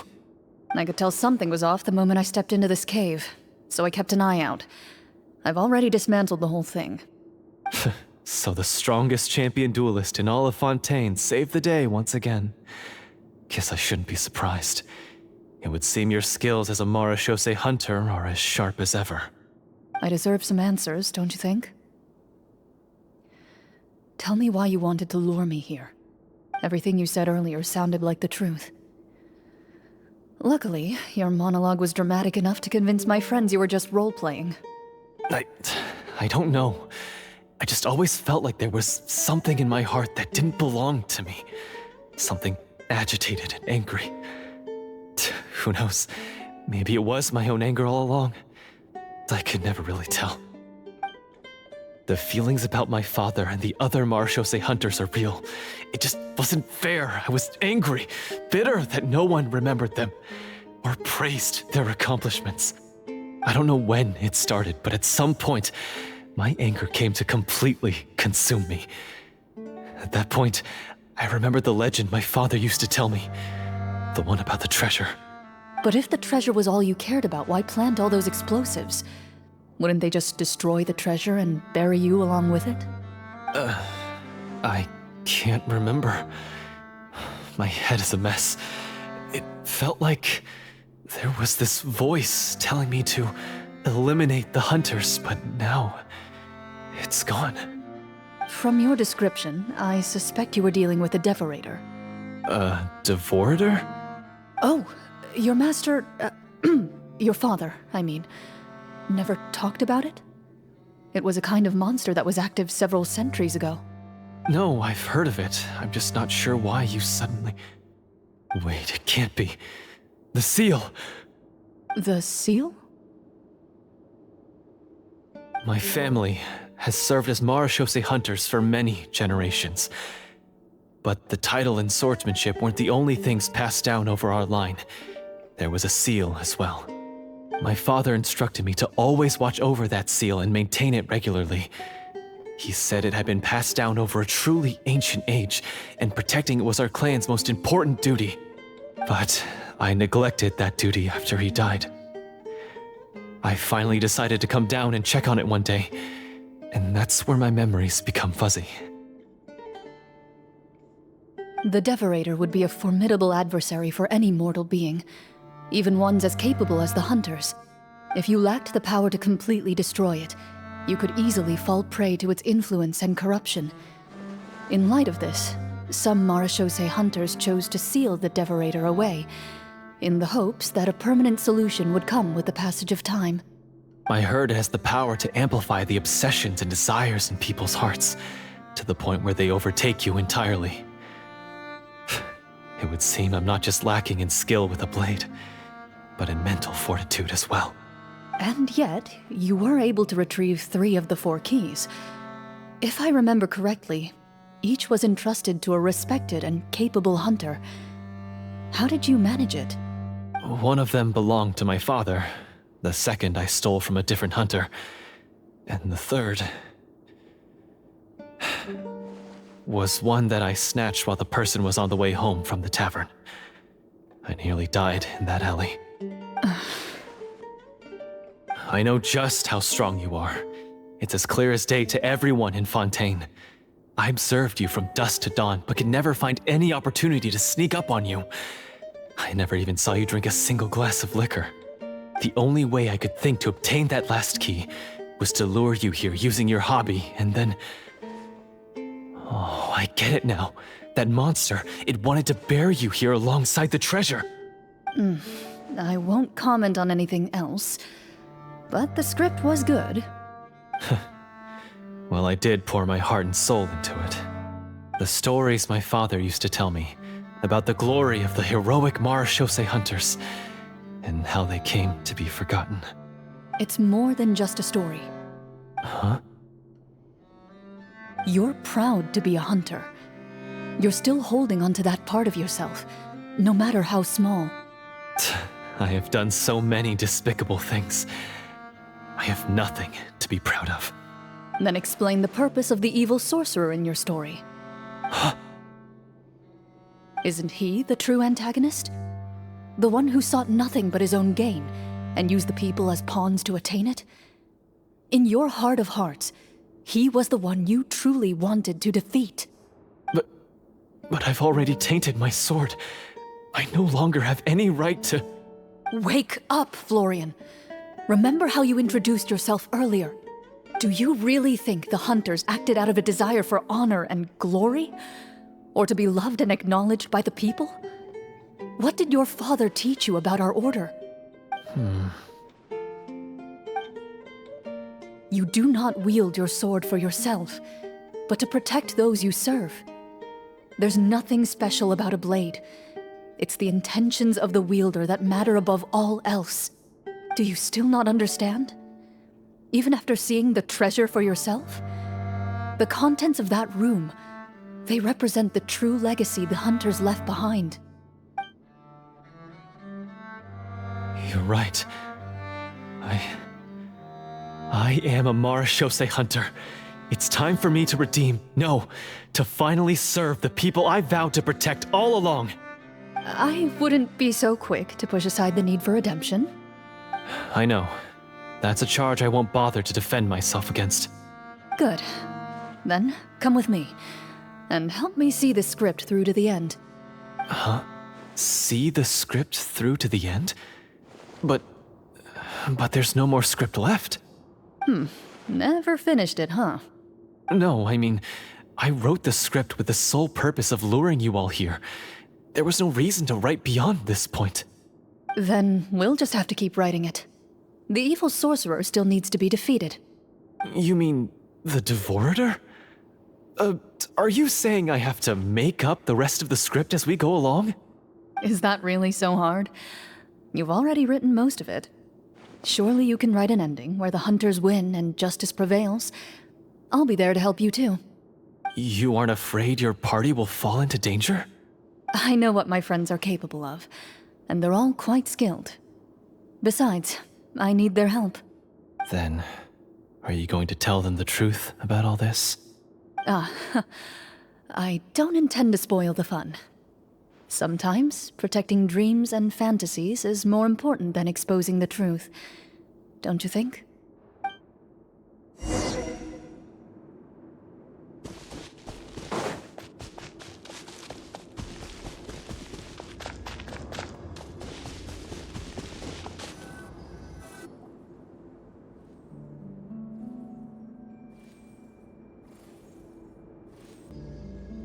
They're back!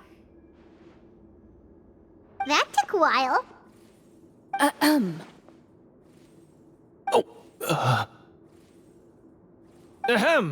My fellow Marechaussee hunters, please forgive me, for I have sinned.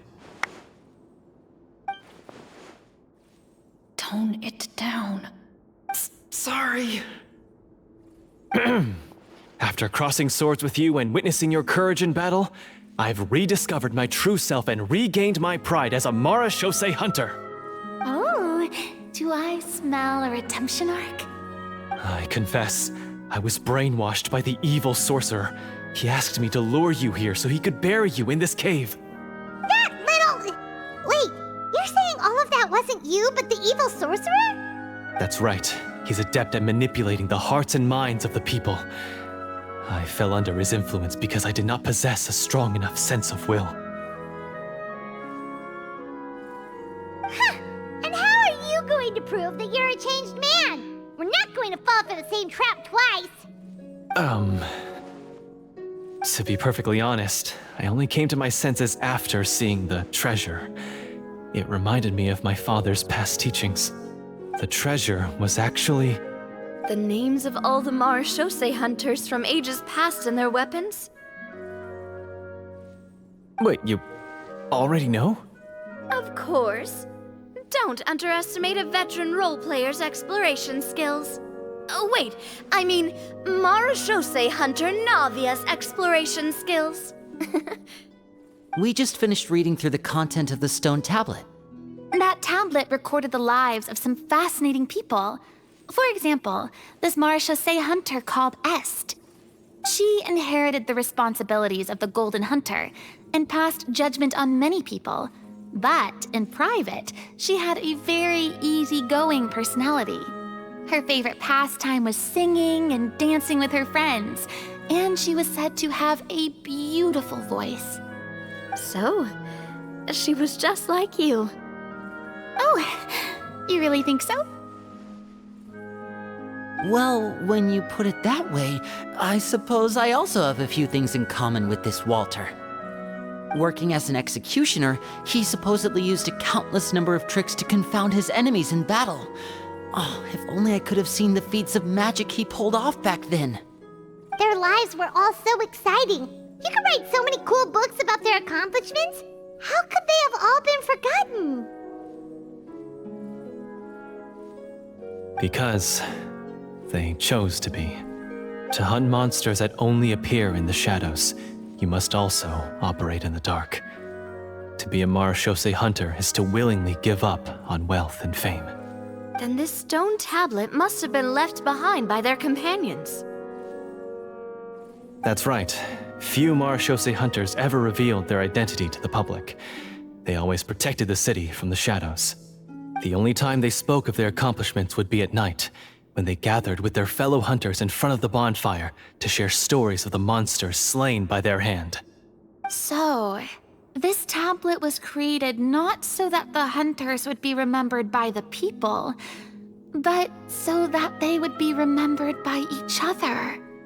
No wonder this place was so well hidden. You regard the stone tablet in solemn silence.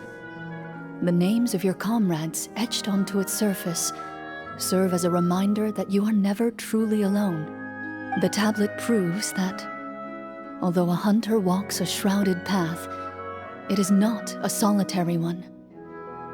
There will always be those who walk beside you, a fact that remains as true today as in ages long past. Their legacies shall continue to be passed down from generation to generation, as everlasting as the stone onto which their names are carved. Father, you once told me that I should seek out the treasure if I ever became lost. So this is what you wanted me to find.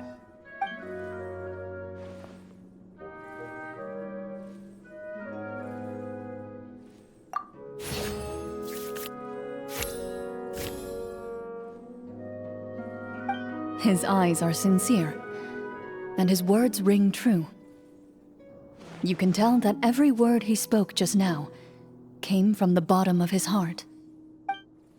I implore you, everyone, please give me a chance to make up for all I've done. Allow me to fight alongside you and defeat the evil sorcerer that threatens the peace and prosperity of everyone in this kingdom. Well, I say we let you join. Sounds good to me too.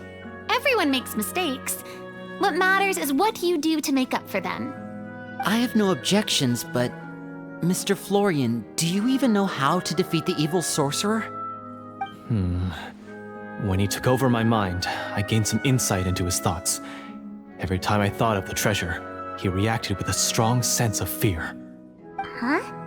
He's afraid of the treasure? But there's nothing here except some broken weapons and the stone tablet. What if the secret's hidden inside these weapons? GM, permission to investigate.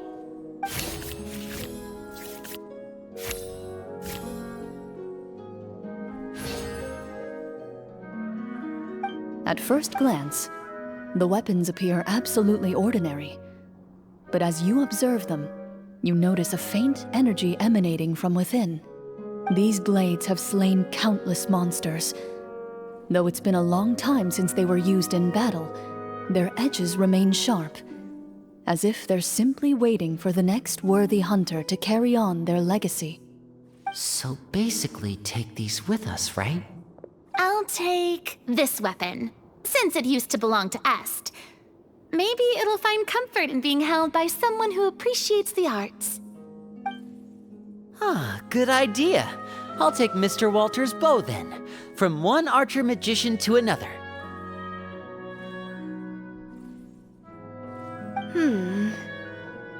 Paimon's gonna pick a cool weapon too!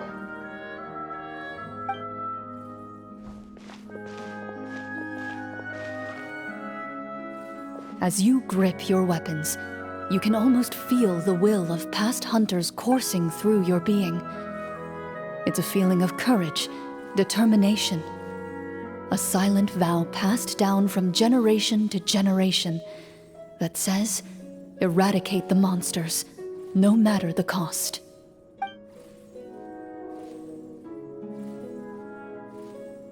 Mr. Florian, do you know where to find the evil sorcerer? I was able to see his surroundings when our minds were connected. I believe he's currently hiding out at the church in the kingdom. We must be extremely careful. He's spent so long living among monsters that he's now taken the form of one. He will not be easily defeated. Then why don't we explore some more and try to find some higher level gear? We don't want to just fight him and lose, right?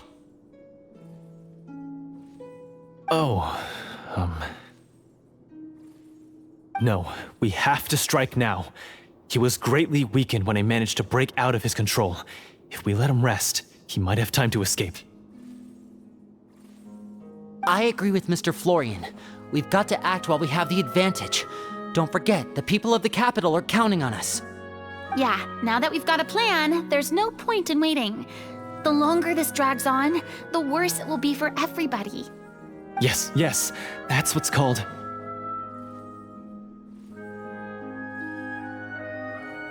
Yes, that's exactly right. Alright, you've persuaded Paimon. Mr. Florian, please, lead the way. Of course. Follow me.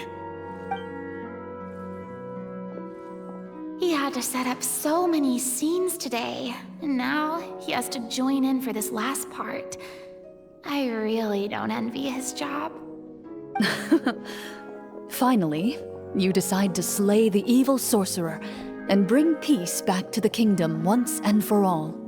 As you walk away, you feel the gaze of the stone tablet at your back, as if all the hunters of the past are wishing you success in the battle ahead and awaiting your triumphant return.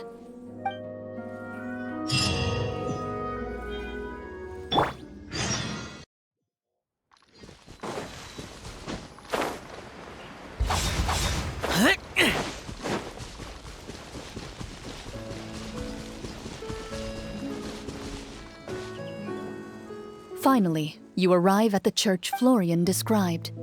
As you approach, an ominous aura surrounds you. You get the sense that your enemy is close at hand. How strange. This uneasy feeling seems so real. How did they manage that? Now, it is time for the final battle. Let's go!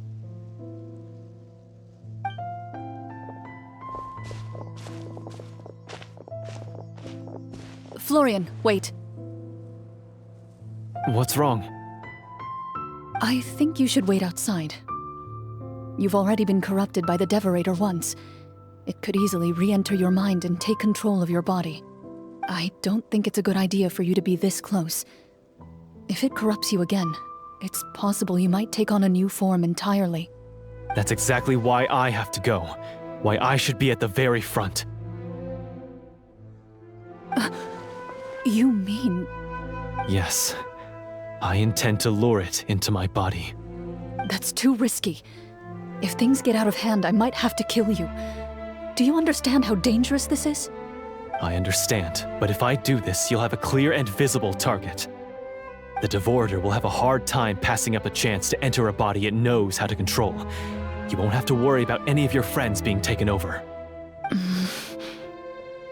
You're not like me, Miss Clorinde. You're a just and powerful Marechaussee hunter. The monster broke free due to my error. It's only right that I shoulder the responsibility for its destruction. This is... something that I have to do. Consider it a duel to restore my honor. My only request is that you give it your all.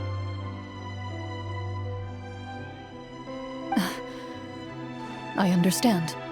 Then, as a champion duelist, I hereby accept your request for a duel, and extend to you my most sincere regards. Thank you. The battle is now upon us. Let the Devorator once again tremble under the blade of the Marechaussee hunters.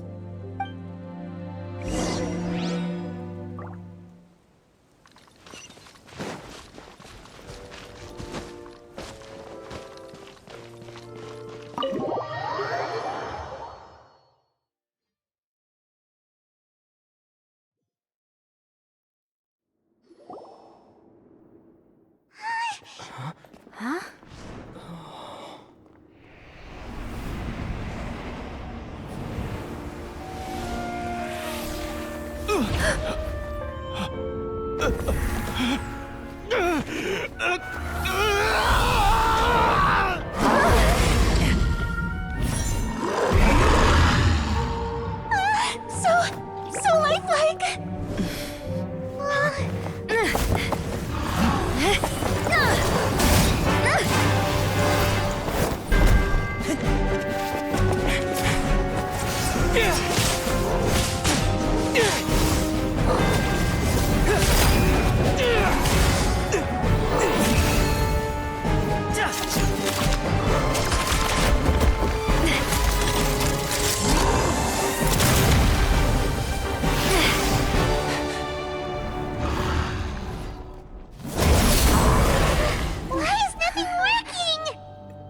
This foe is not invincible. You hold the treasure. The power to defeat it in your own 2 hands. The treasure? You mean... The names! It's the Marechaussee hunters' names! How are we supposed to... You forget, Paimon? There's still one skill we saved until the very end. Hunters fight not for fame, but to aid the people whenever they are summoned. Walter the Marechaussee Hunter, master of 1,000 tricks, executioner of the Phantom Hunters, I call for aid! Est, the Marechaussee Hunter, inheritor of Cassiodor's will, judge of the Shadow Hunters. Answer my call!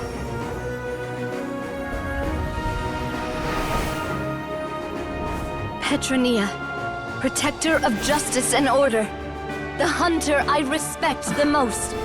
Thank you for saving my friend, the best one I'll ever know. Please, lend us your strength!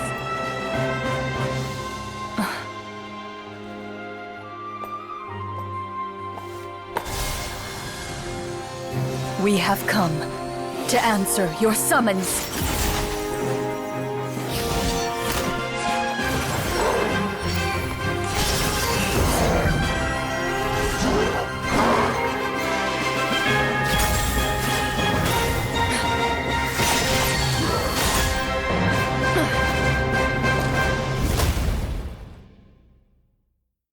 And so, the monsters were eradicated, and the sorcerer was defeated. Peace soon returned to the capital. Those in the court, manipulated by the sorcerer, also recognized the errors of their ways. Some remembered the names of the heroes who saved their kingdom, but others simply continued their lives none the wiser. Such is the story of the Marechaussee Hunters. They pursue the phantoms in the darkness and exterminate all who pose a threat. They will always protect the city and those within it, even should all memory of their accomplishments be forgotten by the very people they serve. I am assuming we've finally reached the end of the script. Yes, you've reached one of the better endings. It's a pretty solid story overall. I thought it was just an ordinary adventure at first, but the further we got into it, the more impressed I became with the production and the plot. That final battle especially. All the effects were super realistic. Oh, right. Yeah, totally.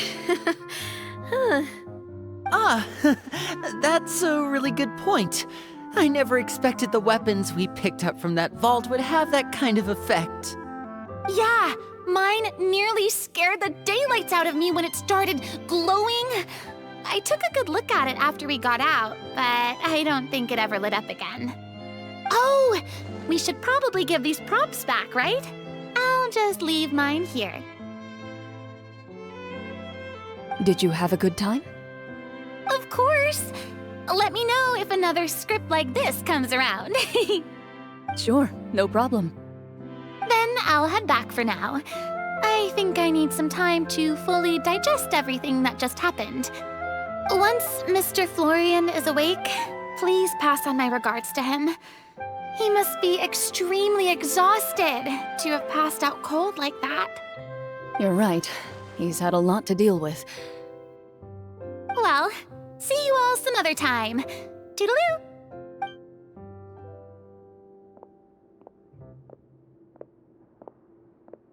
Okay, so, can I ask now? I think it should be fine, yeah. What in the world was going on back there? So you saw through all of that? That time in the cave when you told us to close our eyes, it'd be weirder if we didn't notice anything. I was dying of curiosity the entire time. I mean, you did a pretty bang-up job of pretending nothing had gone wrong. Farina actually looked like she thought all of it was planned. Guess none of us wanted to be the one to break the illusion. What are you all talking about? Oh, wait. Don't tell me Paimon never... Oh, this is all my fault. It's not too late to cover your ears. Here, Paimon, I'll do it for you. Bit late for that, don't you think? You're saying everything that happened back there wasn't actually part of the script? It's probably more accurate to say this was never a real scripted story to begin with. What? So loud. My head. Hey, you! Get up right now and explain yourself! No shaking, please! Oh, my head.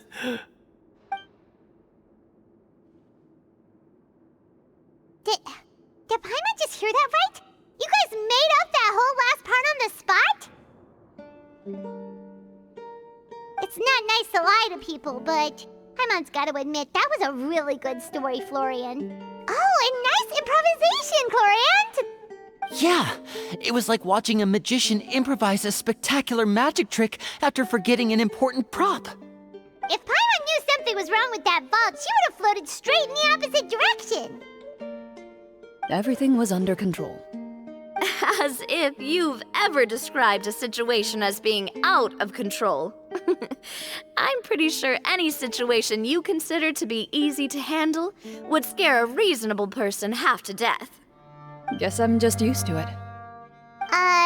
You must run into a lot of unexpected situations then. That explains why you're so good at coming up with things on the spot. As for you, Florian... I know there's no excuse for what I did. All I'll turn myself into the guards at once, confess my crimes, and accept any punishment that comes my way. I would say you've already suffered more than enough. What? You may have been blinded by fame and fortune in the beginning, but your actions during the final battle had proven you to be a true Marechaussee hunter. You'll be far more used to the city above ground than below. Your job as a hunter is more important. But... Of course, you'll still need to take the keys and pay a personal visit to the 2 hunters you wronged. Prepare to accept any terms they give you as well. Yes, of course. As far as I'm concerned, though, your showing in the duel was enough to prove your honor. Then I'll do exactly as you said. I'll go return those 2 keys right now. Thank you so much, everyone. I'll do my best to prove myself worthy of the second chance you've given me. I swear this on my name and honor as a Marechaussee hunter. Until we meet again, everyone.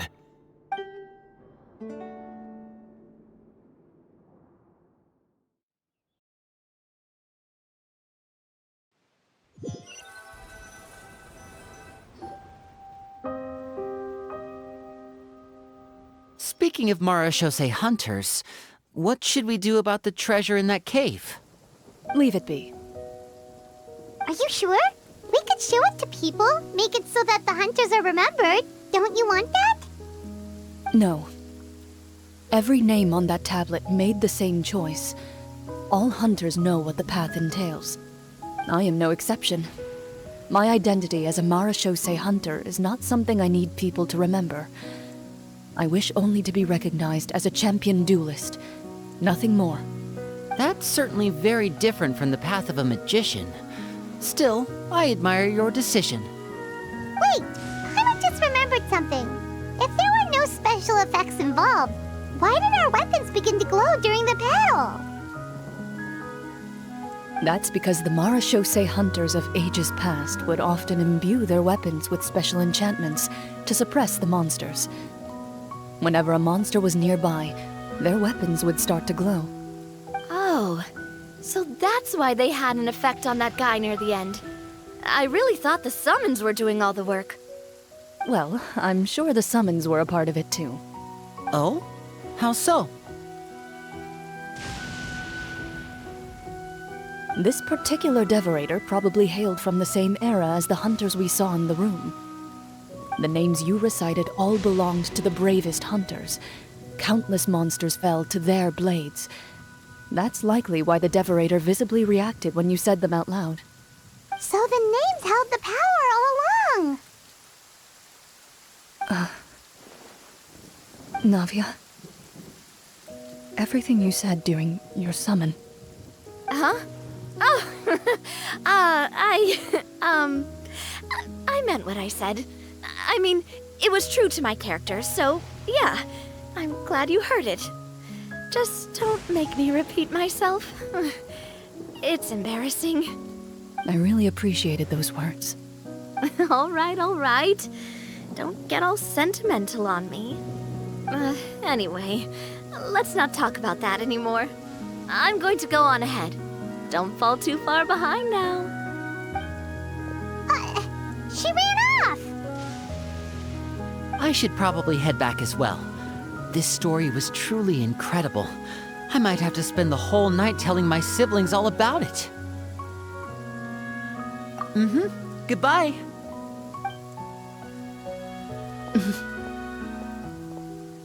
Traveler, should your name and deeds be forgotten, what do you think the significance of your journey will be?